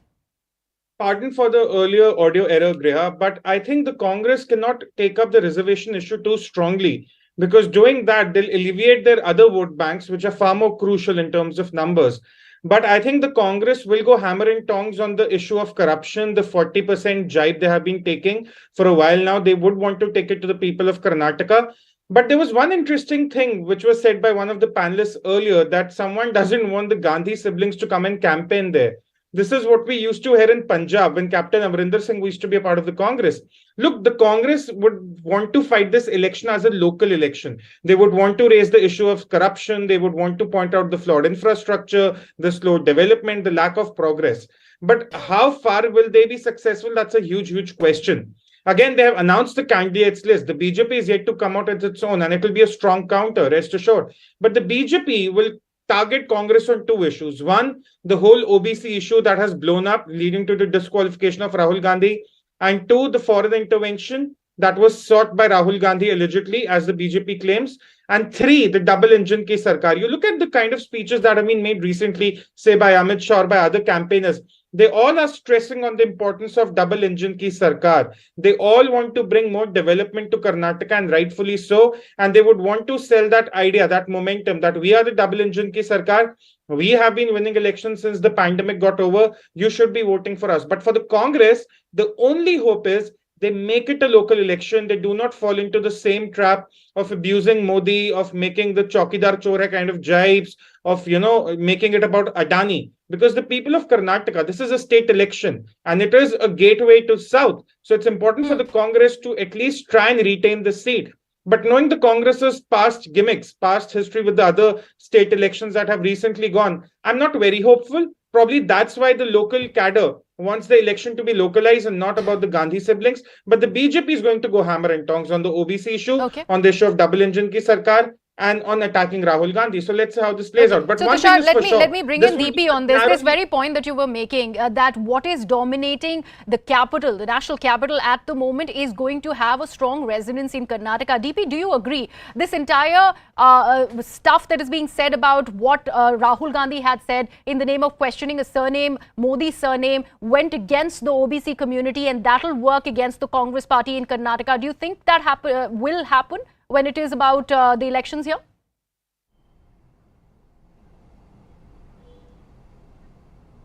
During 2019, Rahul Gandhi made this speech in Karnataka during 2019 Lok Sabha elections at Kolar, close to Bangalore. He made this speech there that led to his conviction and disqualification later. And Rahul Gandhi is expected to attend a public meeting in Kolar on 5th of April, the same place. I don't know what he is going to say in that meeting. Congress cadre across Karnataka are protesting against his conviction and disqualification, but I don't think it is a very big issue for the general public, for the people, because they are concerned about many other issues, certainly not the disqualification or conviction of Rahul Gandhi. And local Congress leaders at taluk level and district level are aware of it. That's why they want to localize the election, and they don't want to focus more on Rahul Gandhi's disqualification or conviction. They know that they will walk into BJP's trap if they keep talking about it. Local cadre wants to talk about arrogance of the local BJP MLAs or leaders, or alleged corruption or 40% commission charges, those kind of things. Certainly not about this. And as far as reservation is concerned, BJP is on a back foot because BJP is in power. Certainly BJP seems to have failed to handle it in a proper manner. Now elections have been declared and there is nothing they can do, and Congress will definitely use it. And Muslim reservation issue also, Congress is not making a big issue now because they know that it can go against them, because Lingayats and Wakaligas are a dominant community and they don't want to offend them. BJP knows that very well. That's why they are instigating Congress to say something, but Congress is on a back foot and Congress doesn't want to say anything about it. I don't think Rahul Gandhi's disqualification is going to be a very big issue. No, but DP, do you really think the Congress is on a back foot when it is about the reservation issue in Karnataka? Because considering the fact that once this 4% reservation was taken away from OBC Muslims, given to Vokaligas and Lingayats, even then this controversy had erupted, and the members of the Congress party were accusing that the dominant seers of the Lingayat community were forced to accept that reservation.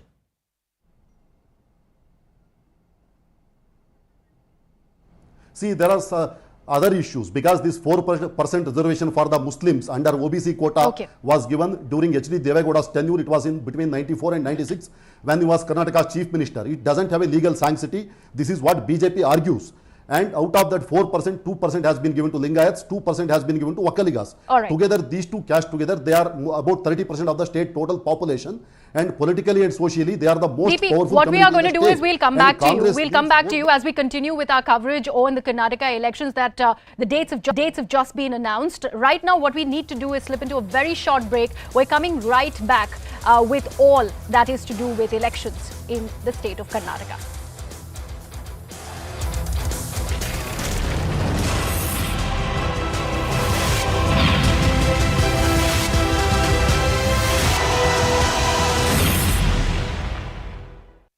सरकार के खिलाफ जो अभियान चलाया, उसने आज भ्रष्टाचार और भ्रष्टाचारियों दोनों की जड़ें हिला दी है. Okay, moving on right now from the Karnataka elections that are set in a few months to the national elections that are of course going to be taking place next year. The Prime Minister has, it seems, set the tone for the BJP. He's targeted the opposition on a number of different areas. First, he launched a scathing attack on the opposition. He's targeted them on what he's called the widespread corruption of the opposition. He said that agencies like the ED and the CBI are only doing their work. He said that the opposition, you remember the opposition so far led by the Congress, but a number of other parties, like as you've seen the Samajwadi Party in Uttar Pradesh, parties like the Aam Aadmi Party in Delhi, they've all made the accusation that they are being targeted by central agencies like the CBI and the ED. To that, the Prime Minister has said that the opposition is actually trying to save the corrupt. He's called it the Bhrashtachari Bachao Abhiyan. Attacking the Congress, the Prime Minister has said that the country can never forget the black phase of 1984. Instead of telling you all of the other statements he's made, we're going to play them out for you. Then we'll connect with a reporter for more context. जो लोग भ्रष्टाचार में लिप्त हैं, उन पर जब एजेंसियां कार्रवाई करती हैं, तो एजेंसियों पर हमला किया जाता है। जब कोर्ट कोई फैसला सुनाता है, तो कोर्ट पर सवाल उठाए जाते हैं। न्यायिक प्रणाली पर हमले होते हैं। सब देख रहे हैं। कुछ दलों ने मिलकर भ्रष्टाचारी बचाओ अभियान छेड़ा हुआ है।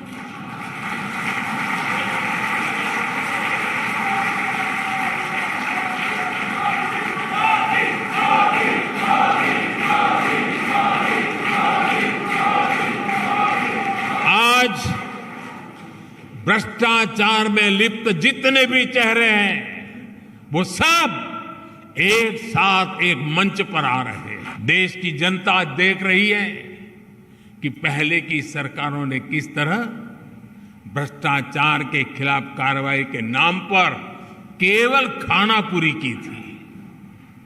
लेकिन पिछले 9 साल में भाजपा सरकार ने भ्रष्टाचार के खिलाफ जो अभियान चलाया, उसने आज भ्रष्टाचार और भ्रष्टाचारियों दोनों की जड़ें हिला दी है। Okay, moving on right now from the Karnataka elections that are set in a few months to the national elections that are, of course, going to be taking place next year. The Prime Minister has, it seems, set the tone for the BJP. He's targeted the opposition on a number of different areas. First, he launched a scathing attack on the opposition. He's targeted them on what he's called the widespread corruption of the opposition. He said that agencies like the ED and the CBI are only doing their work. He said that the opposition, you remember the opposition so far led by the Congress, but a number of other parties, like as you've seen the Samajwadi Party in Uttar Pradesh, parties like the Aam Aadmi Party in Delhi, they've all made the accusation that they are being targeted by central agencies like the CBI and the ED. To that, the Prime Minister has said that the opposition is actually trying to save the corrupt. He's called it the Bhrashtachari Bachao Abhiyan. Attacking the Congress, the Prime Minister has said that the country can never forget the black phase of 1984.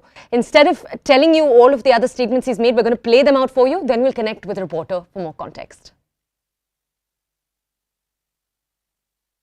जो लोग भ्रष्टाचार में लिप्त हैं, उन पर जब एजेंसियां कार्रवाई करती हैं, तो एजेंसियों पर हमला किया जाता है।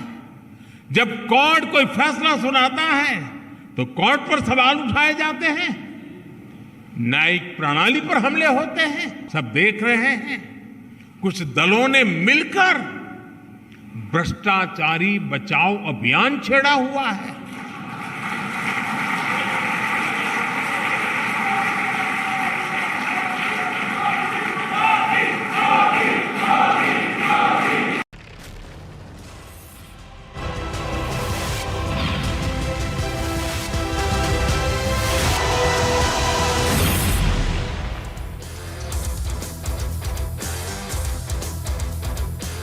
Good afternoon, hello and welcome. You're watching CNN News 18 and I am Poonam Burde, and our coverage here is on the election dates that's just been announced for Karnataka. It is the BJP's gateway to the south, which is why it's a keenly watched state election.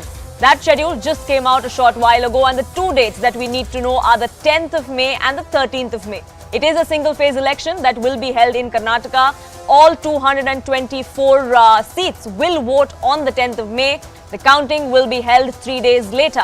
Chief Election Commissioner also announced that 58,000 polling stations will be made available for these 224 constituencies. Now, Union Minister Prahlad Joshi has said that the BJP is confident it is going to be a double-engine government that is re-elected in the state. Former Karnataka Chief Minister Siddaramaiah is also confident, the Congress is confident that the revolving door system of Karnataka will continue and the Congress is going to wrest the state back from the BJP. He says that the opposition is ready for these elections. Now, the BJP has set a target of at least 150 seats. Meanwhile, the Congress and the JDS have announced their first lists of 124 and 93 candidates respectively. So the countdown has begun.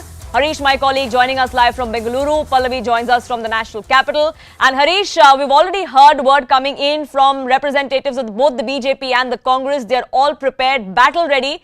Now, it's a matter of time before we see what exactly the issues are on which the people of Karnataka vote for.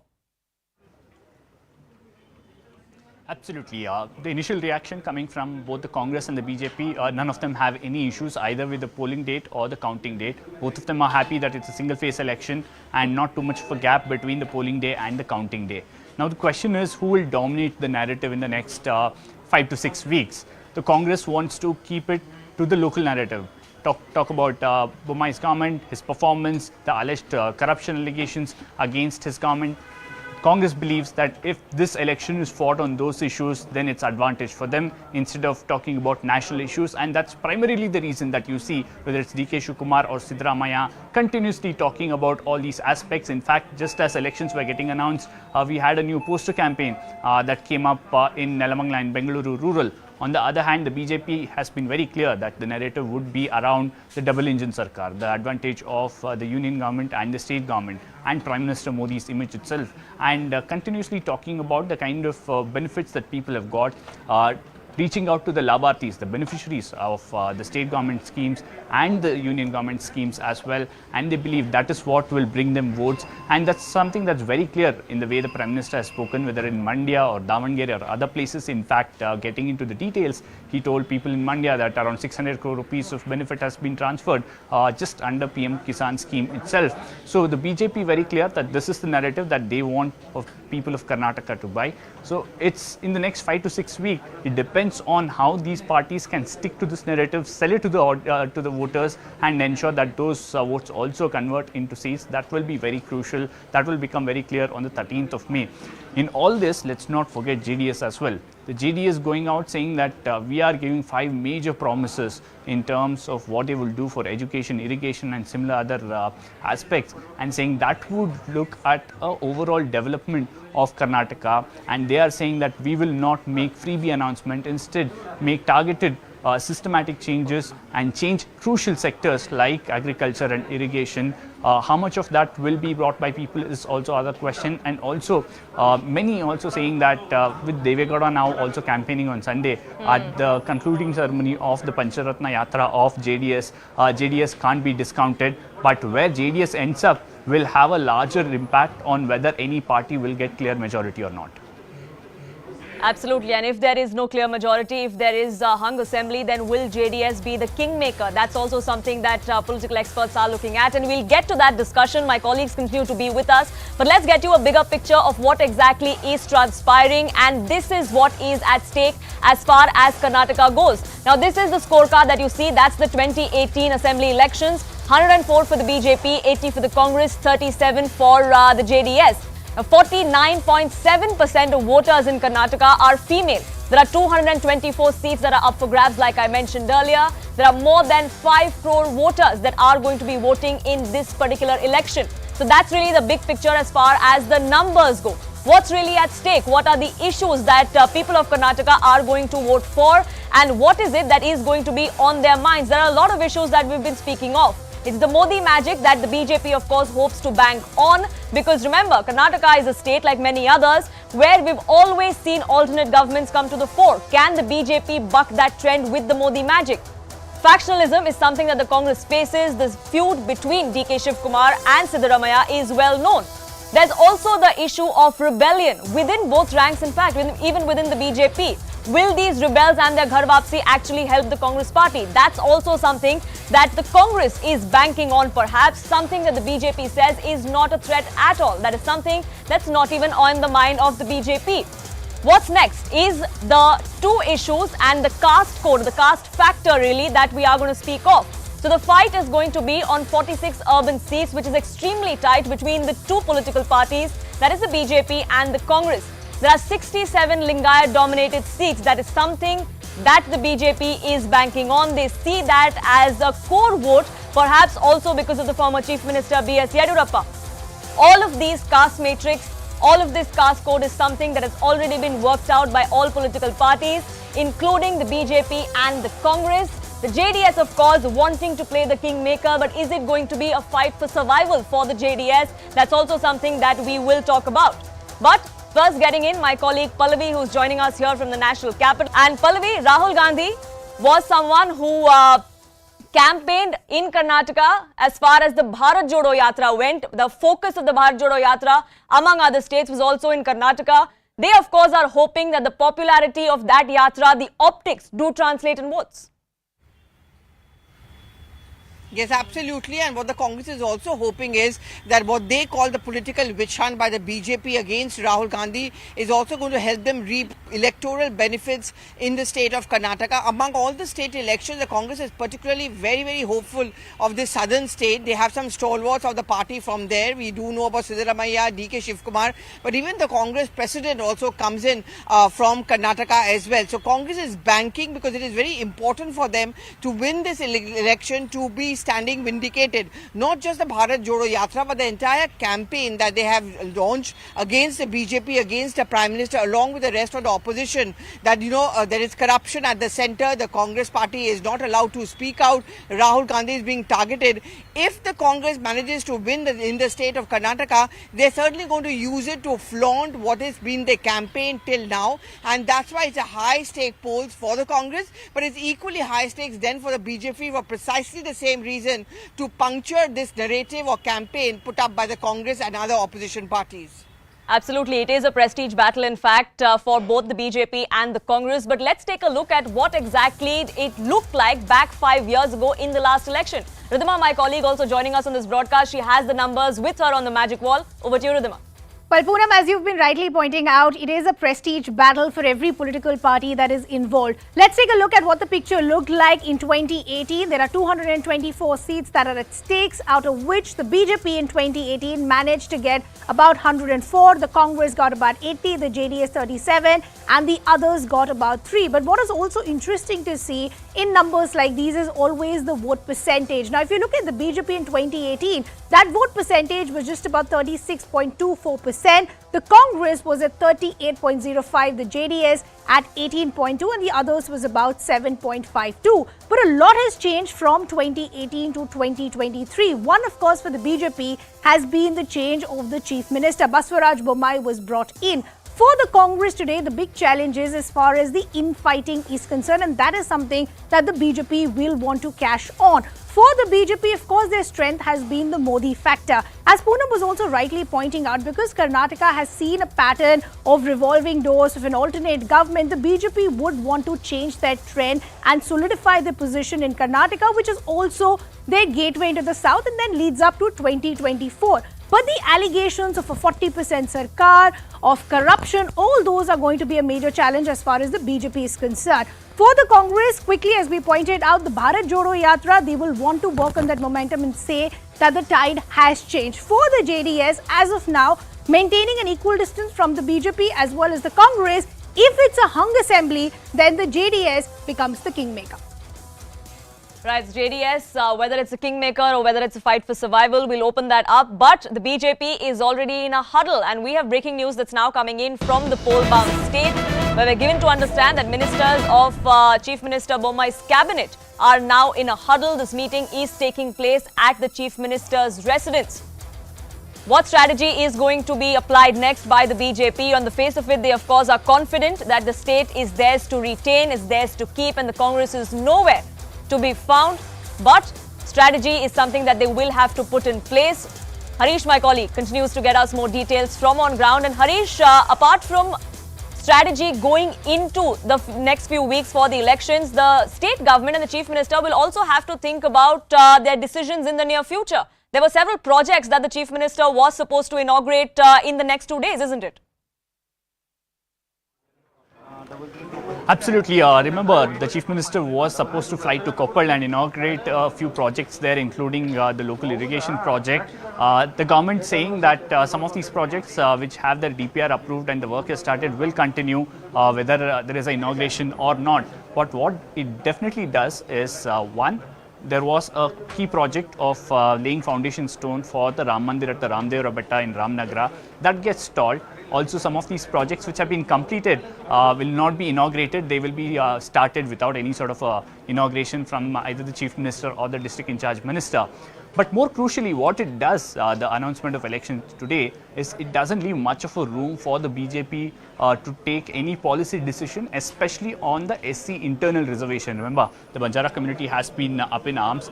They continue to protest in Shimoga even as we speak. So right now there can't be a decision. All that the party can do right now is assure them that once it comes back to power, it will hear the grievances of the Banjara community and others who believe that this new reservation matrix announced, internal reservation matrix of the SC community, is relooked and every community feels that they have been accommodated. Absolutely. There are a lot of things that are at stake, a lot of things that are on Chief Minister Basavaraj Bommai's mind now that the elections are, the dates are announced.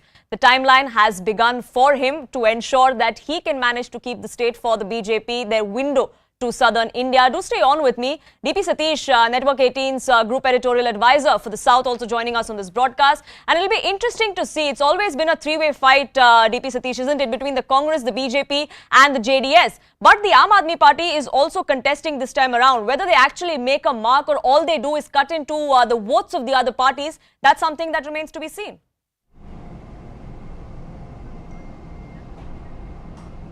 I think the fourth party, Aam Aadmi Party, is a non-starter in Karnataka. They don't even have big leaders here. They were hoping that some big leaders will join the party, but no one has joined. 2-3 known faces, those who have joined, one of them has already left and joined BJP. I don't think Aam Aadmi Party is a player in Karnataka election. It is a triangular fight, mostly a direct fight between Congress and BJP in the rest of Karnataka, except Old Mysore, where there will be a triangular fight between Congress, JDS and the BJP. And BJP wants to win this election on its own, and Congress also wants to win this election on its own. But JDS wants a hung assembly. Only if there is a hung assembly, JDS's political relevance will continue. Otherwise, Devagowda is too old and he is fighting his last election, and H. San Kumaraswamy may not be able to lead the party or save the party from disintegration. Even if BJP loses this election, they have a strong leadership in Delhi. They will continue to be a big force in Karnataka. But if the Congress loses this election, highly likely that party will disintegrate in Karnataka, because Siddaramaiah is 75, he is fighting his last election. Siddaramaiah may not show any interest in fighting for the party in Karnataka. And DK Shivkumar is almost 60 and he has a large stake, high stake in this election. If DK Shivkumar can't deliver and doesn't deliver, DK Shivkumar will have to go. Congress, DK Shivkumar and Siddaramaiah seem to have patched up and they are fighting it together. At least well, on the face of it looks like they have patched up, but have they really buried the hatchet? That remains to be seen. Sorry to interrupt you there, but cutting across to my colleague Harish, who has some guests with him, I believe. Bharatiya Janata party हमारे सरकार बनाने के लिए हम पूर्ण बहुमत जरूर मिलेगा, क्योंकि 2008 में हमको पूर्ण बहुमत नहीं मिला था. हम 110 जीते थे, 110 जीते थे, एंड 2018 में 104 जीते थे हम.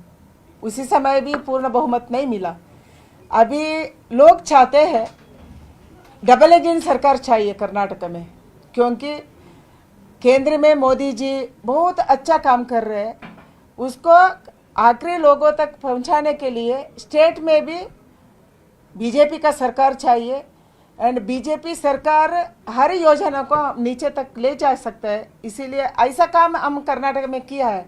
येडियूरप्पा जी का नेतृत्व में, बसवराज बोम्माई का नेतृत्व आने के बाद, हमारा सरकार आने के बाद ऐसे बहुत सारे योजना को हम नीचे तक पहुंचाया. वो जल जीवन मिशन का योजना हो, वो शौचालय की योजना हो, स्वच्छ भारत अभियान का योजना हो, रेलवेज, एयरपोर्ट, बहुत जोरी तरह से हम इसका काम करने का कोशिश किया है. इसीलिए इसको पूरा करने के लिए फिर एक बार कर्नाटक में बीजेपी चाहिए, डबल इंजन सरकार चाहिए. मैम, कांग्रेस का एक प्रश्न है कि हर बार कैंपेन में आप सिर्फ प्राइम मिनिस्टर मोदी गवर्नमेंट के बारे में बात करते हैं, परफॉर्मेंस के बारे में बात करते हैं. क्यों बोम्माई गवर्नमेंट के जो परफॉर्मेंस है या बीजेपी का जो परफॉर्मेंस है 2019 से, उसके बारे में बीजेपी क्यों ले? जरूर हम हमारा सरकार का योजनाओं के बारे में बता रहे हैं, क्योंकि एक अकेला येडियुरप्पा जी अभी कांग्रेस ने बात कर रही है हम 2000 देंगे महिला के लिए।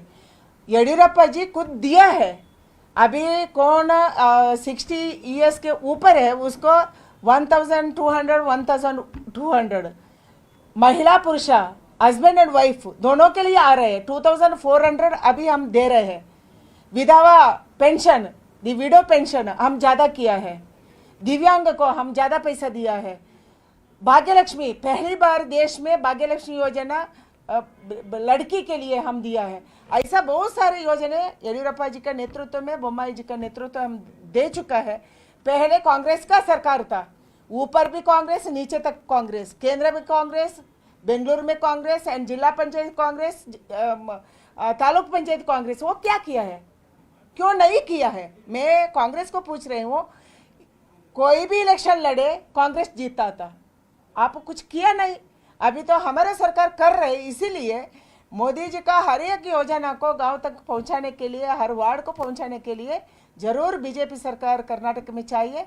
मुझे उम्मीद है ऐसा माहौल है कर्नाटक में, जरूर पूर्ण बहुमत का सरकार कर्नाटक में आएगा। कांग्रेस बोल रही है कि ये 40% सरकार है, कौन सी मुद्दों पे ये इलेक्शन लड़ी जाएगी? 40% बात उसका मुंह में आ रहे हैं, वो खुद 40% वाले हैं, 50% वाले हैं, क्योंकि BJP Member of Parliament confident that the works of and the achievements by the BSY government, by the Bommai government now, both are going to yield results and the BJP is going to retain the state. Joining us on this broadcast, senior journalist B.S. Arun, Tushar Gupta, senior editor of Swaraj magazine, Rashid Kidwai, author and senior journalist, also joining us on this broadcast. And Rashid Kidwai, I want to ask you, the BJP in fact has shown that they are capable of bucking the trend as far as alternate governments are concerned. Uttar Pradesh, Uttarakhand being prime examples where they have returned to power after decades of that trend being in place. Do you think that's something they can replicate in Karnataka as well?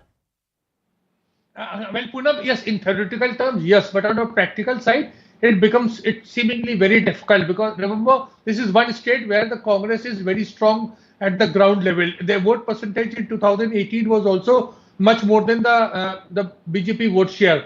And third thing is this plank of this reservation and the last minute thing. Obvious question the voter may ask that why it did happen in last 4-5 years when the government was in power. So there are a lot of problems are there, and the truce that your correspondent was talking about between D.K. Shivkumar and Siddaramaiah is very significant. And Mr. Khan's own presence as the Congress president in the old land from Karnataka. So all these factors are there. It's a single-phase election. I think will be very difficult for the BJP to, literally turn the tables and return to power, because they are pitted against a very formidable kind of opposition, which is, done its groundwork. See, for years that I've been, watching Congress, there's never an instance that 124 party candidates were announced much before even the formal announcement of date. I mean, that being today. Normally, what would happen is that after that, the process would start. So it looks like, the Congress for a change is playing its cards well. Will they have that first movers advantage, so to say? That, of course, remains to be seen. Whether the optics of the Bharat Jodo Yatra especially do translate into votes for them come voting day. We'll keep an eye out on that. The discussion will continue on the other side, but we do have to take a quick break. Don't go anywhere.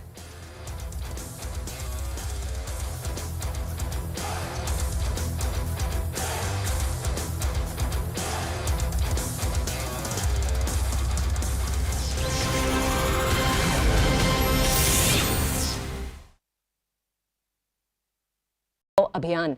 Attacking the Congress, the Prime Minister has said that the country can never forget the black phase of 1984. Instead of telling you all of the other statements he's made, we're going to play them out for you. Then we'll connect with a reporter for more context. जो लोग भ्रष्टाचार में लिप्त हैं, उन पर जब एजेंसियां कार्रवाई करती हैं, तो एजेंसियों पर हमला किया जाता है।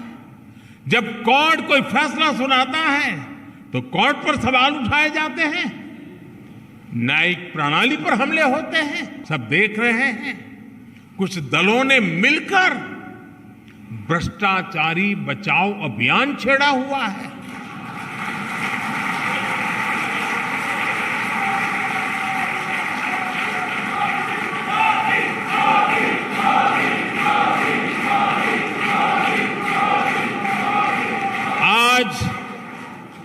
भ्रष्टाचार में लिप्त जितने भी चेहरे हैं वो सब एक साथ एक मंच पर आ रहे हैं। देश की जनता देख रही है कि पहले की सरकारों ने किस तरह भ्रष्टाचार के खिलाफ कार्रवाई के नाम पर केवल खानापुरी की थी, लेकिन पिछले 9 साल में भाजपा सरकार ने भ्रष्टाचार के खिलाफ जो अभियान चलाया, उसने आज भ्रष्टाचार और भ्रष्टाचारियों दोनों की जड़ें हिला दी है।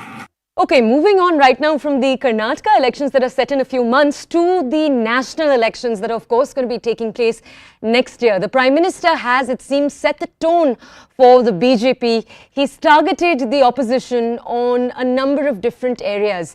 First, he launched a scathing attack on the opposition. He's targeted them on what he's called the widespread corruption of the opposition. He said that agencies like the ED and the CBI are only doing their work. He said that the opposition, you'll remember the opposition so far led by the Congress, but a number of other parties, like as you've seen the Samajwadi Party in Uttar Pradesh, parties like the Aam Aadmi Party in Delhi, they've all made the accusation that they are being targeted by central agencies like the CBI and the ED. To that, the Prime Minister has said that the opposition is actually trying to save the corrupt. He's called it the Bhrashtachari Bachao Abhiyan.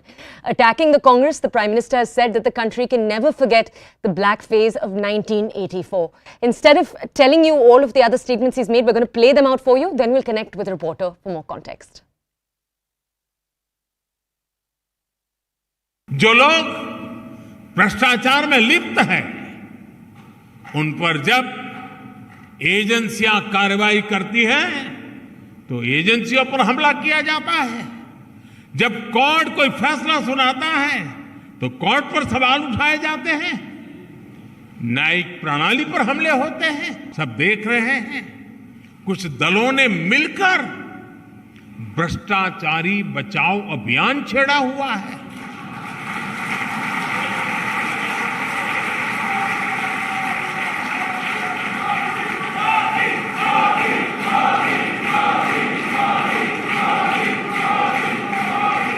आज भ्रष्टाचार में लिप्त जितने भी चेहरे हैं, वो सब एक साथ एक मंच पर आ रहे हैं। देश की जनता देख रही है कि पहले की सरकारों ने किस तरह भ्रष्टाचार के खिलाफ कार्रवाई के नाम पर केवल खानापुरी की थी, लेकिन पिछले 9 साल में भाजपा सरकार ने भ्रष्टाचार के खिलाफ जो अभियान चलाया, उसने आज भ्रष्टाचार और भ्रष्टाचारियों दोनों की जड़ें हिला दी है।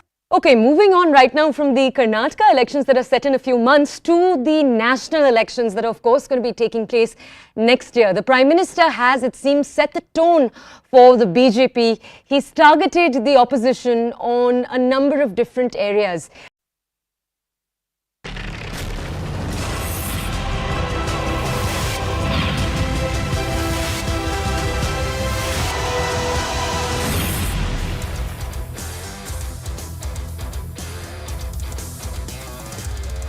Welcome back. You're tuned into CNN News 18 and we are getting you a non-stop analysis of what the Karnataka elections mean. Remember, the dates have been announced on the 10th of May, which is in just about a month and a half from now is when Karnataka votes. 3 days later, on the 13th of May, is when the verdict will be out. Can BJP retain the state, or can the Congress ensure that the alternative government pattern stays in the state? That's something that all analysts are keenly looking at.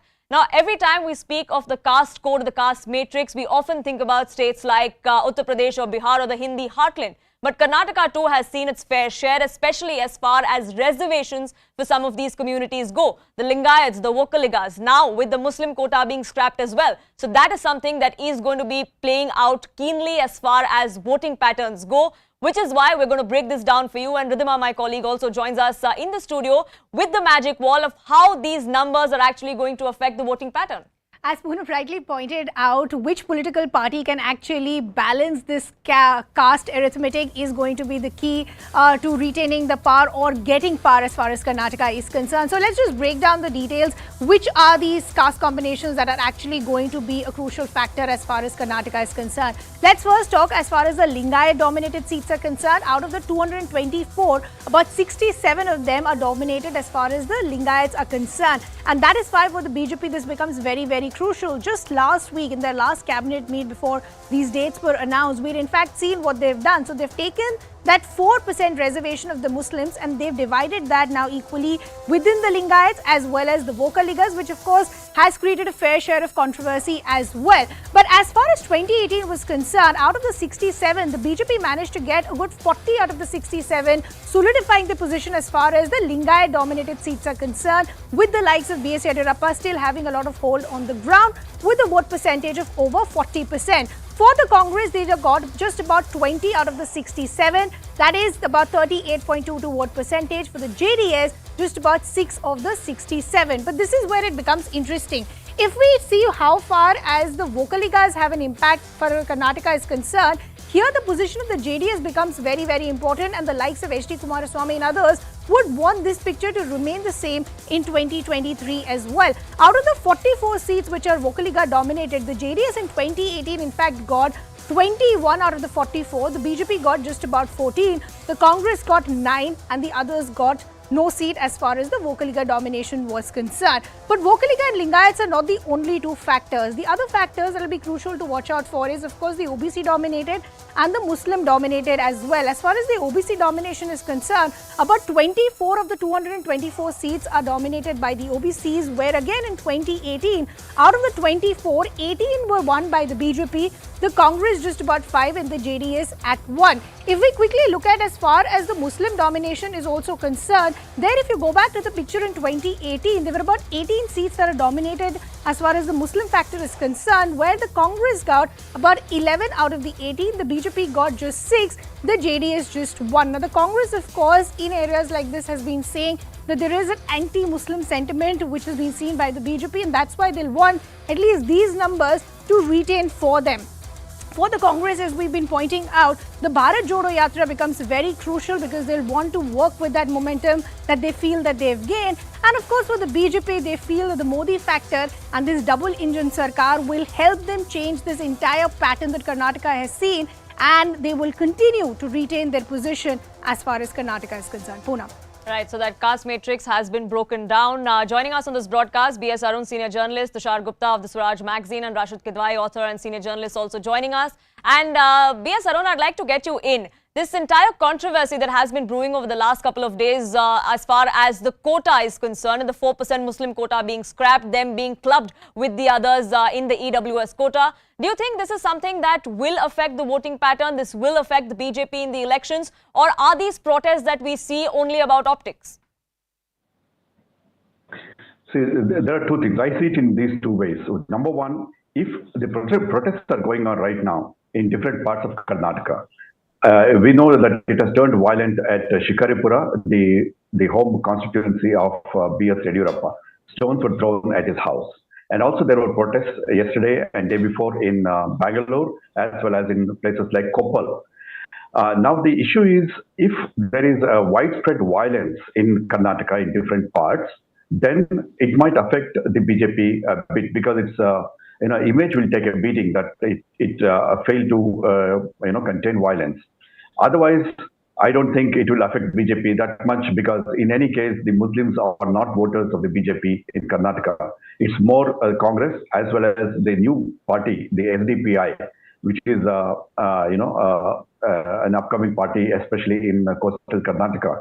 How well the Congress takes it up, I think that will depend on the Muslims voting en masse for the Congress. As of now, I don't think BJP will have to worry about that. But then there is another issue as far as the reservation is concerned, along with the Muslims, whose 4%, as you mentioned, have been taken away and given to the Lingayats and the Vocaligas equally. These two communities would be happy with the BJP. Already, the Lingayats have said that they will felicitate Bommai, and already the community leaders have met him and praised him for this initiative. Yes. Vakaligas also have congratulated Bommai for this, although Vakaliga votes may go the JDS way as always. But what I'm pointing out is, BJP stands to gain from this. But there is one more point about the reservation, and that is the internal reservation that the government has given to the scheduled caste. A section of the scheduled caste, like the Banjara community, the Koracha and Korama in Karnataka, the right section that we call it here in Karnataka, right section of the scheduled caste, they are up against the internal reservation, feeling that they would be excluded from reservation benefits.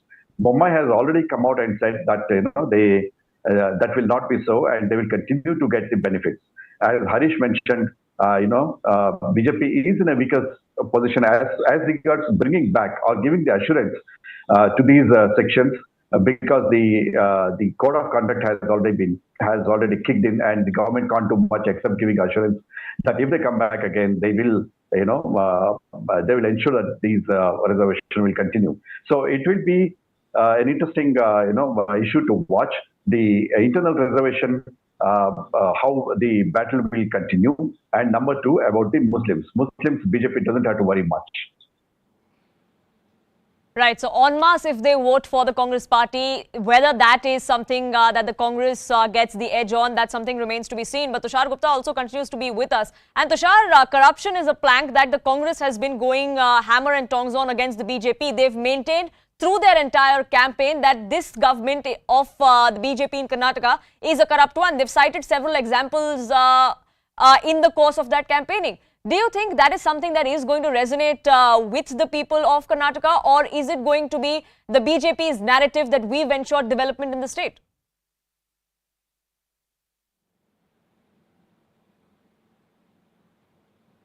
Tushar, I believe you've muted yourself. Please unmute yourself and go ahead. My apologies. I think the BJP's perspective or narrative would be that there is double engine ki sarkar, and even though there are problems which have been reported, they have been swift to take action. But the one aspect I'm really looking forward to as the campaigning goes underway is how the Congress and the BJP will deal with the issue of reservation. Because the Congress has been saying that if they are voted back to power, they'll have the reservation back for the Muslim community. Now, how does that play out amongst the voters of the two largest communities, which collectively have around 100 seats to themselves, 110 seats to themselves, and how the BJP uses it against the Congress will be also something very interesting to see. But looking at what the BJP has been talking about lately, their speeches, their campaigns, what they have been saying to the media, it looks like the BJP doesn't want this election to be localized. They want to go for the double engine ki sarkar narrative. They want to have Narendra Modi fighting this election. They want to ensure that, citing the victories they had last year across India and now very recently in Gujarat and the three northeastern states, they want to make a point about double engine ki sarkar. However, the Congress would want a localized election on local issues. Perhaps they have started early, they've announced their candidates, but my worry also with the Congress is that they have peaked early. And DP Satish here was saying that probably the Gandhi siblings, once they enter into the fray, they might want to make it about themselves, which people in Karnataka wouldn't care about. They might want to make it about Adani, and the rhetorics like death of democracy, they are not going to work. So the Congress really needs to chalk out a plan, because this is their best shot in a long time of defeating the BJP. They are not the favorites in Rajasthan or Madhya Pradesh as the elections are coming up there later this year. This is their best chance to make a statement. And for the Congress, there's another important point, Poonam. They lose this election. Forget what happens to the party in Karnataka. Forget what happens after Siddaramaiah exits. How are they going to convince their allies or potential allies in the form of Samajwadi, TMC, RJD, all the allies, that they can lead them in the 2024 elections? So for the Congress, there is a lot at stake. And even if the BJP loses, let's assume they lose, they won't lose by a huge margin. They're not going to come down to, say, 30, 40, 50, 60 seats. They'll end up in the worst case scenario with at least 80 seats. So where does it leave the Congress if they lose this election also? That's the one big question we should be also asking. Absolutely. So the Congress has a lot at stake. It's not just about one particular state election like the BJP. It's a prestige battle, of course, for both of them. But it's also the one that sets the tone for the 2024 elections. And that is why it's extremely important for the Congress party to ensure they have a good performance. Can they then be the fulcrum of the opposition come 2024? We'll discuss that on the other side of a quick break. Don't go anywhere.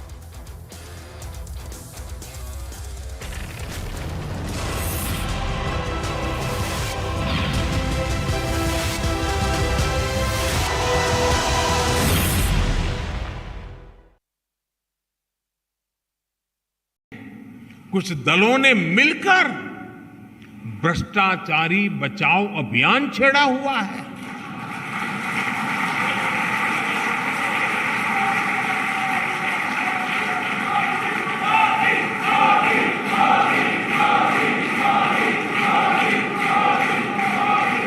आज भ्रष्टाचार में लिप्त जितने भी चेहरे हैं वो सब एक साथ एक मंच पर आ रहे हैं। देश की जनता देख रही है कि पहले की सरकारों ने किस तरह भ्रष्टाचार के खिलाफ कार्रवाई के नाम पर केवल खानापुरी की थी, लेकिन पिछले 9 साल में भाजपा सरकार ने भ्रष्टाचार के खिलाफ जो अभियान चलाया उसने आज भ्रष्टाचार और भ्रष्टाचारियों दोनों की जड़ें हिला दी है।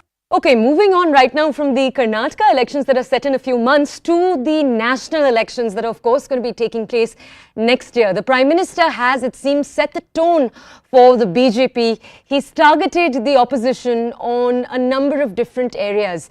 First, he launched a scathing attack on the opposition. He's targeted them on what he's called the widespread corruption of the opposition. He said that agencies like the ED and the CBI are only doing their work. He said that the opposition, you remember the opposition so far led by the Congress, but a number of other parties, like as you've seen the Samajwadi Party in Uttar Pradesh, parties like the Aam Aadmi Party in Delhi, they've all made the accusation that they are being targeted by central agencies like the CBI and the ED. To that, the Prime Minister has said that the opposition is actually trying to save the corrupt. He's called it the Bhrashtachari Bachao Abhiyan.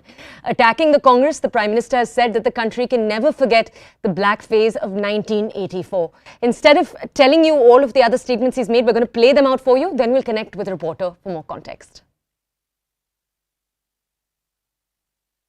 जो लोग भ्रष्टाचार में लिप्त हैं, उन पर जब एजेंसियां कार्रवाई करती हैं, तो एजेंसियों पर हमला किया जाता है। जब कोर्ट कोई फैसला सुनाता है, तो कोर्ट पर सवाल उठाए जाते हैं। न्यायिक प्रणाली पर हमले होते हैं। सब देख रहे हैं। कुछ दलों ने मिलकर भ्रष्टाचारी बचाओ अभियान छेड़ा हुआ है।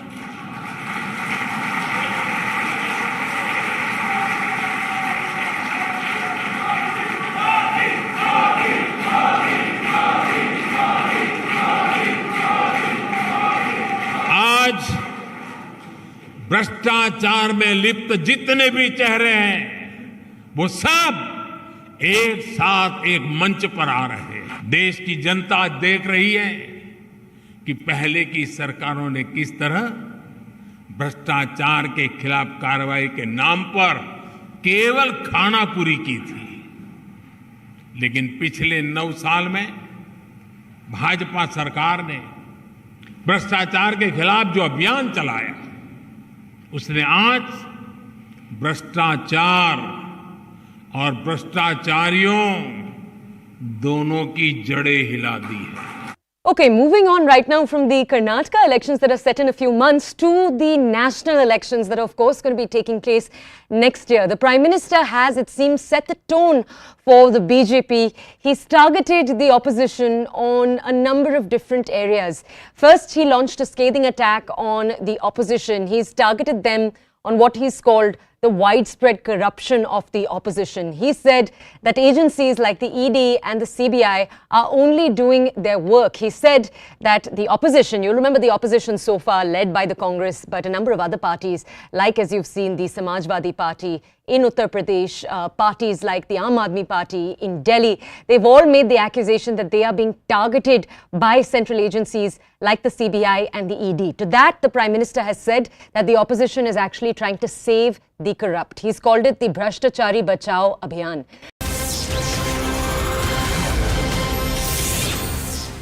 Welcome back. You're watching CNN News 18 and we have some breaking news coming for you. And this is even as the manhunt for Amritpal is gathering steam. Sources are now telling your channel that it's likely that Amritpal is going to surrender and the Punjab police are on high alert if that happens. He is likely to present himself before the Akal Takht. This is what we're given to understand. Anshul, my colleague, getting us more details on this exclusive. Anshul, what more have you gathered from your sources?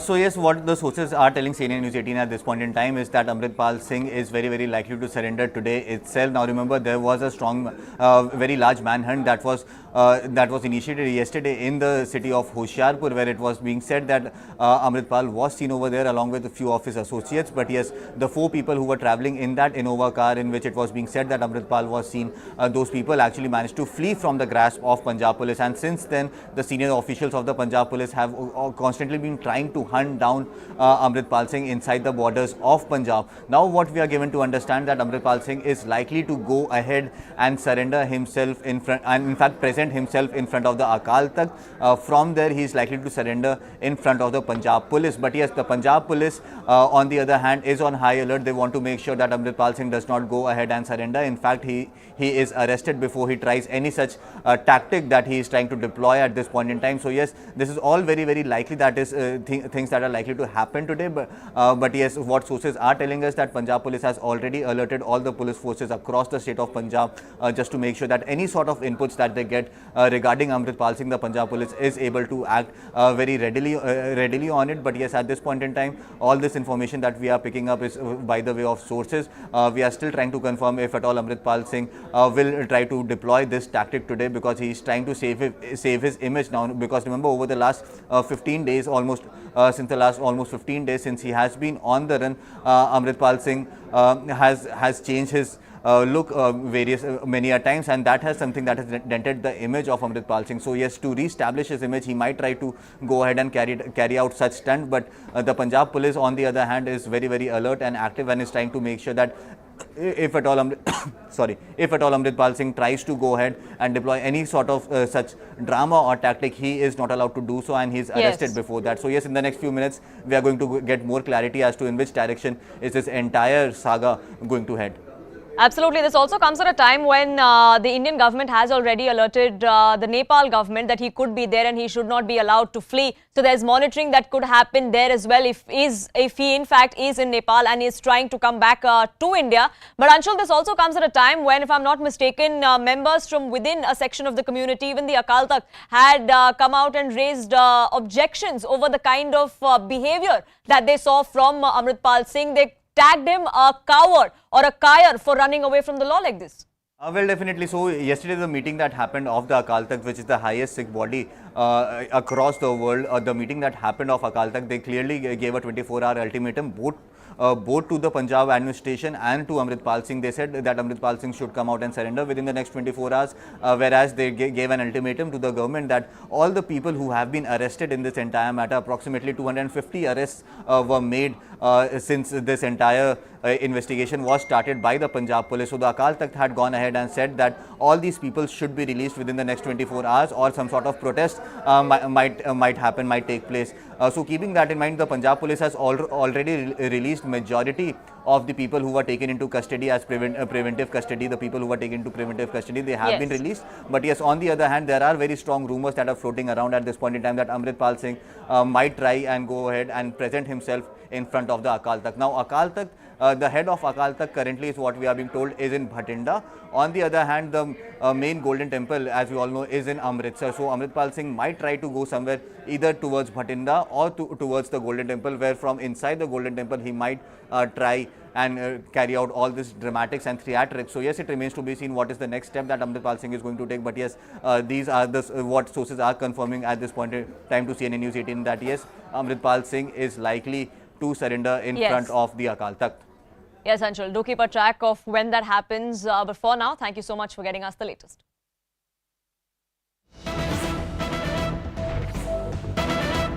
We're shifting focus now to news coming in from the topmost court of the country. The Supreme Court has now allowed the CBI to take over the investigation in the Palghar lynching case. Remember, 2 sadhus were lynched in Palghar in Maharashtra, and the Aghadi government back then, which was in power, was accused of laxity and inaction. Chorus was for the CBI to take over. Now that reference to the CBI has been made by the Supreme Court. Palghar साधु हत्याकांड में जिन हमारे साधुओं की निर्ममता से, बर्बरता से हत्या हुई, अमानुष तरीके से उन्हें मार दिया गया, उनको न्याय मिलने का अब रास्ता खुल गया है। महाराष्ट्र की वर्तमान शिंदे और फडणवीस सरकार ने अब यह मामला सीबीआई को सौंपने का तय किया है। न्यायपालिका ने उसे अनुमति दे दी। क्या किया था उद्धव सरकार ने? देश भर के समस्त साधु संत समाज सड़कों पर उतर करके केवल यही मांग कर रहा था कि साधुओं को न्याय मिले, इसलिए यह मामला सीबीआई को दिया जाए। उद्धव ठाकरे नहीं माने। आज भी उन साधुओं की किलकारियां, उनका रुदन, उनका चीखना चिल्लाना यदि स्मरण आए तो इंसान भोजन तक नहीं कर सकता। इतनी निर्ममता से उन्हें मारा गया था। कहाँ गई थी उद्धव ठाकरे जी की संवेदनाएं? पर खैर, आज सारा देश, सारा संत समाज, साधु समाज इसलिए खुश है कि मामला अब सीबीआई को सौंपा जा रहा है। Ashish Maharshi, my colleague, now joins us for more details. Ashish, there were several questions that were raised back then on the investigating agencies, on the police about their laxity and the go slow, which is why the family of the victims and even the BJP wanted a CBI investigation. Now the Supreme Court has given its approval. But before we get you more details, let's cut across to the Chief Minister of Karnataka, who's addressing a press briefing. Counting. ಈಗಾಗಲೇ ತಮಗೆ ಗೊತ್ತಿದೆ, ಭಾರತೀಯ ಜನತಾ ಪಕ್ಷ ಒಂದು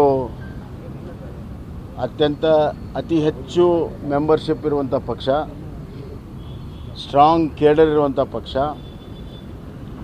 ನಿರಂತರವಾಗಿ ಪಕ್ಷದ ಸಂಘಟನೆಯನ್ನು ಮಾಡಿಕೊಂಡು ಬಂದಿದ್ದೇವೆ. ಈಗಾಗಲೇ ಹಲವಾರು ಅಭಿಯಾನಗಳನ್ನು ಮಾಡಿದ್ದೇವೆ. ಬೂತ್ ಮಟ್ಟದ ಸಂಘಟನೆ ಅಭಿಯಾನ, ಬೂತ್ ಮಟ್ಟದ ವಿಜಯ ಅಭಿಯಾನ, ಅದಾದಮೇಲೆ ವಿಜಯ ಸಂಕಲ್ಪ ಯಾತ್ರೆ ಮತ್ತು 4 ದಿಕ್ಕಿನಿಂದ ರಥಯಾತ್ರೆ, ಹಲವಾರು ಆಮೇಲೆ ಎಲ್ಲ ನಮ್ಮ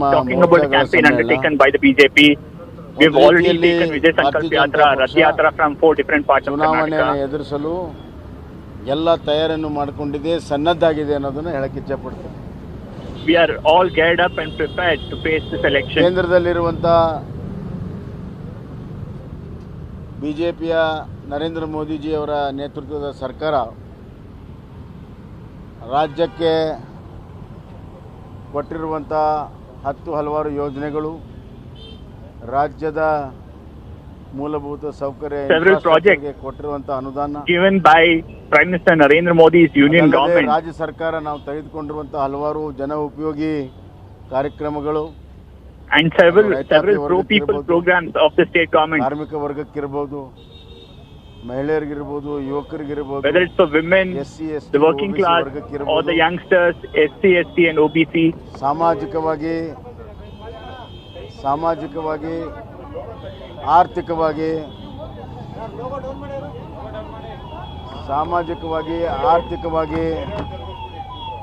ತೆಗೆದುಕೊಂಡಿರುವಂಥ ತೀರ್ಮಾನಗಳು, ವಿಶೇಷವಾಗಿ ಬಡವರಿಗೆ, ದುಡಿಯೋ ವರ್ಗಕ್ಕೆ ನಾವು ಕೊಟ್ಟಿರುವಂಥ ಪ್ರೋತ್ಸಾಹ, ಗ್ರಾಮೀಣ ಪ್ರದೇಶದಲ್ಲಿ ದೊಡ್ಡ ಪ್ರಮಾಣದ the encouragement we have given to working class, decisions on social welfare, Covid ಸಂದರ್ಭದಲ್ಲಿ 10 kg ಅಕ್ಕಿಯನ್ನು ಕೊಟ್ಟಿರುವಂಥದ್ದು, ಶ್ರೀ ಸಾಮರ್ಥ್ಯ ಯೋಜನೆ, ಸ್ವಾಮಿ ವಿವೇಕಾನಂದ ಯೋಜನೆ, ವಿದ್ಯಾರ್ಥಿ ರೈತ ವಿದ್ಯಾನಿಧಿ, ಹಲವಾರು ಯೋಜನೆಗಳನ್ನು ಕೊಟ್ಟಿದ್ದೇವೆ. ಮತ್ತು ಸಾಮಾಜಿಕವಾಗಿ ತುಳಿತಕ್ಕೆ ಒಳಪಟ್ಟವರಿಗೆ ರಿಸರ್ವೇಷನ್ ಹೆಚ್ಚು ಮಾಡಿರುವಂತಹದ್ದು, and our decision to increase reservation for socially backward and ಹಲವಾರು ವರ್ಷದಿಂದ ನೆಗೆದು ಬಿದ್ದಂತ ಎಲ್ಲ ಸಮಸ್ಯೆಗಳಿಗೆ ಪರಿಹಾರವನ್ನು ಕೊಟ್ಟಿದ್ದೇವೆ. OBCಯಲ್ಲಿ we have given solution to all these long pending issues. ಇವೆಲ್ಲವೂ ಕೂಡ ಜನಮಾನಸದಲ್ಲಿ OBC reservation ನಮ್ಮ ಪಕ್ಷದ ಪರವಾಗಿ, ನಮ್ಮ ಸರ್ಕಾರದ ಪರವಾಗಿ ಜನಸಮೂಹ, ಜನತಾ ಜನಾರ್ದನ ನಮ್ಮ ಪರವಾಗಿದೆ. ಈ ಬಾರಿ ನಮ್ಮ ಮಾಡಿರುವಂಥ ಕೆಲಸಗಳನ್ನು ಇಟ್ಕೊಂಡು ನಾವು ಪಾಸಿಟಿವ್ ಮ್ಯಾಂಡೇಟ್ ಅನ್ನ ಕೇಳ್ತಾ ಇದ್ದೇವೆ. ಬಹುಮತ ಕೊಡಿ ಅಂತ ಜನರ ಮುಂದೆ ನಾವು ಹೋಗ್ತಾ ಇದ್ದೇವೆ. ವಿರೋಧ ಪಕ್ಷದವರ ಹಲವಾರು ಪ್ರಯತ್ನಗಳು, ಇಲ್ಲ ಸಲ್ಲದ ಆರೋಪ ಮಾಡುವಂಥದ್ದು ಯಾವುದೂ ಕೂಡ ಯಶಸ್ವಿ ಆಗಿಲ್ಲ, ಜನರ ಮಧ್ಯೆ ನಿಂತಿಲ್ಲ. ಅವರ ಪ್ರಯತ್ನಗಳನ್ನು ಮಾಡಬಹುದು, ಎಲ್ಲವೂ ಕೂಡ ತಿರುಗುಬಾಣ ಆಗಿದೆ, ಇನ್ಕ್ಲೂಡಿಂಗ್ ಕರಪ್ಷನ್ ಇಶ್ಯೂ. ಅವರ ಕರಪ್ಷನ್ ಹೊರಗಡೆ ಬಂದಿದೆ ಹೊರತಾಗಿ ಇವತ್ತು ನಮ್ಮ ಮೇಲೆ ಮಾಡಿರುವಂಥ ಪ್ರಯತ್ನಗಳ ಬಗ್ಗೆ ಅವು ಯಾವ ಯಶಸ್ವಿಯಾಗಿಲ್ಲ. ಲೋಕಾಯುಕ್ತ ನಮ್ಮ ಶಾಸಕರ ಮೇಲೆ ರೇಡ್ ಮಾಡಿರುವಂಥದ್ದು, ಅದು ನಾವು ಲೋಕಾಯುಕ್ತಕ್ಕೆ ಶಕ್ತಿಯನ್ನು ತುಂಬಿದ ಹಿನ್ನೆಲೆಯಲ್ಲಿ ಪಾರದರ್ಶಕವಾಗಿ, ನ್ಯಾಯಸಮ್ಮತವಾಗಿ ಅವರಿಗೆ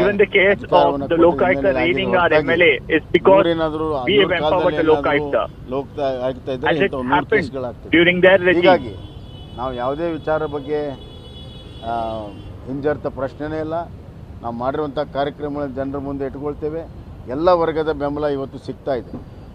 ಕಾಂಗ್ರೆಸ್ ಟ್ರೆಡಿಷನಲ್ ವೋಟ್ ಬ್ಯಾಂಕ್ ಛಿದ್ರ ಆಗಿದೆ, ಸಂಪೂರ್ಣ ಛಿದ್ರ ಆಗಿದೆ. ಹೀಗಾಗಿ ಅವರು ಹತಾಶದಿಂದ ಕೀಳುಮಟ್ಟದ ಹೇಳಿಕೆಗಳನ್ನು ಕೊಡ್ತಾ ಇದ್ದಾರೆ. ಅವರು ಕೀಳುಮಟ್ಟದ ಭಾಷೆನೇ ಅವರ ಹತಾಶಕ್ಕೆ ಇವತ್ತು ಕಾರಣ ಅನ್ನೋದು ಸಂಪೂರ್ಣ ಗೊತ್ತಾಗಿದೆ. ನಮ್ಮ ನರೇಂದ್ರ ಮೋದಿಜಿಯವರು, ಅಮಿತ್ ಶಾ ಅವರು, ನಡ್ಡಾಜಿಯವರು ಕಳೆದ 3 ತಿಂಗಳಿಂದ ಮಾಡಿರುವಂತಹ ಪ್ರವಾಸವೂ ಕೂಡ ಇವತ್ತು ಬಹಳ ದೊಡ್ಡ ಪುಷ್ಟಿಯನ್ನು ಜನಮಾನಸದಲ್ಲಿ ಮತ್ತು ನಮ್ಮ ಕಾರ್ಯಕರ್ತರಲ್ಲಿ ಕೊಟ್ಟಿದೆ. ಹೀಗಾಗಿ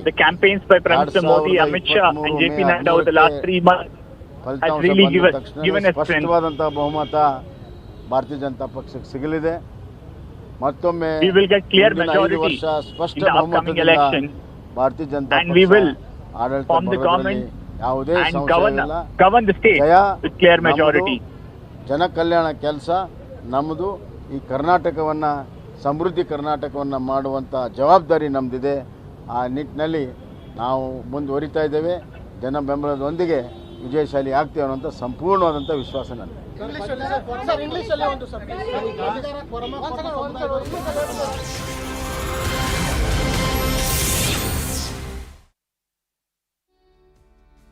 खुद पीछे रह जाएं चाहे, देश को आगे रखते हैं।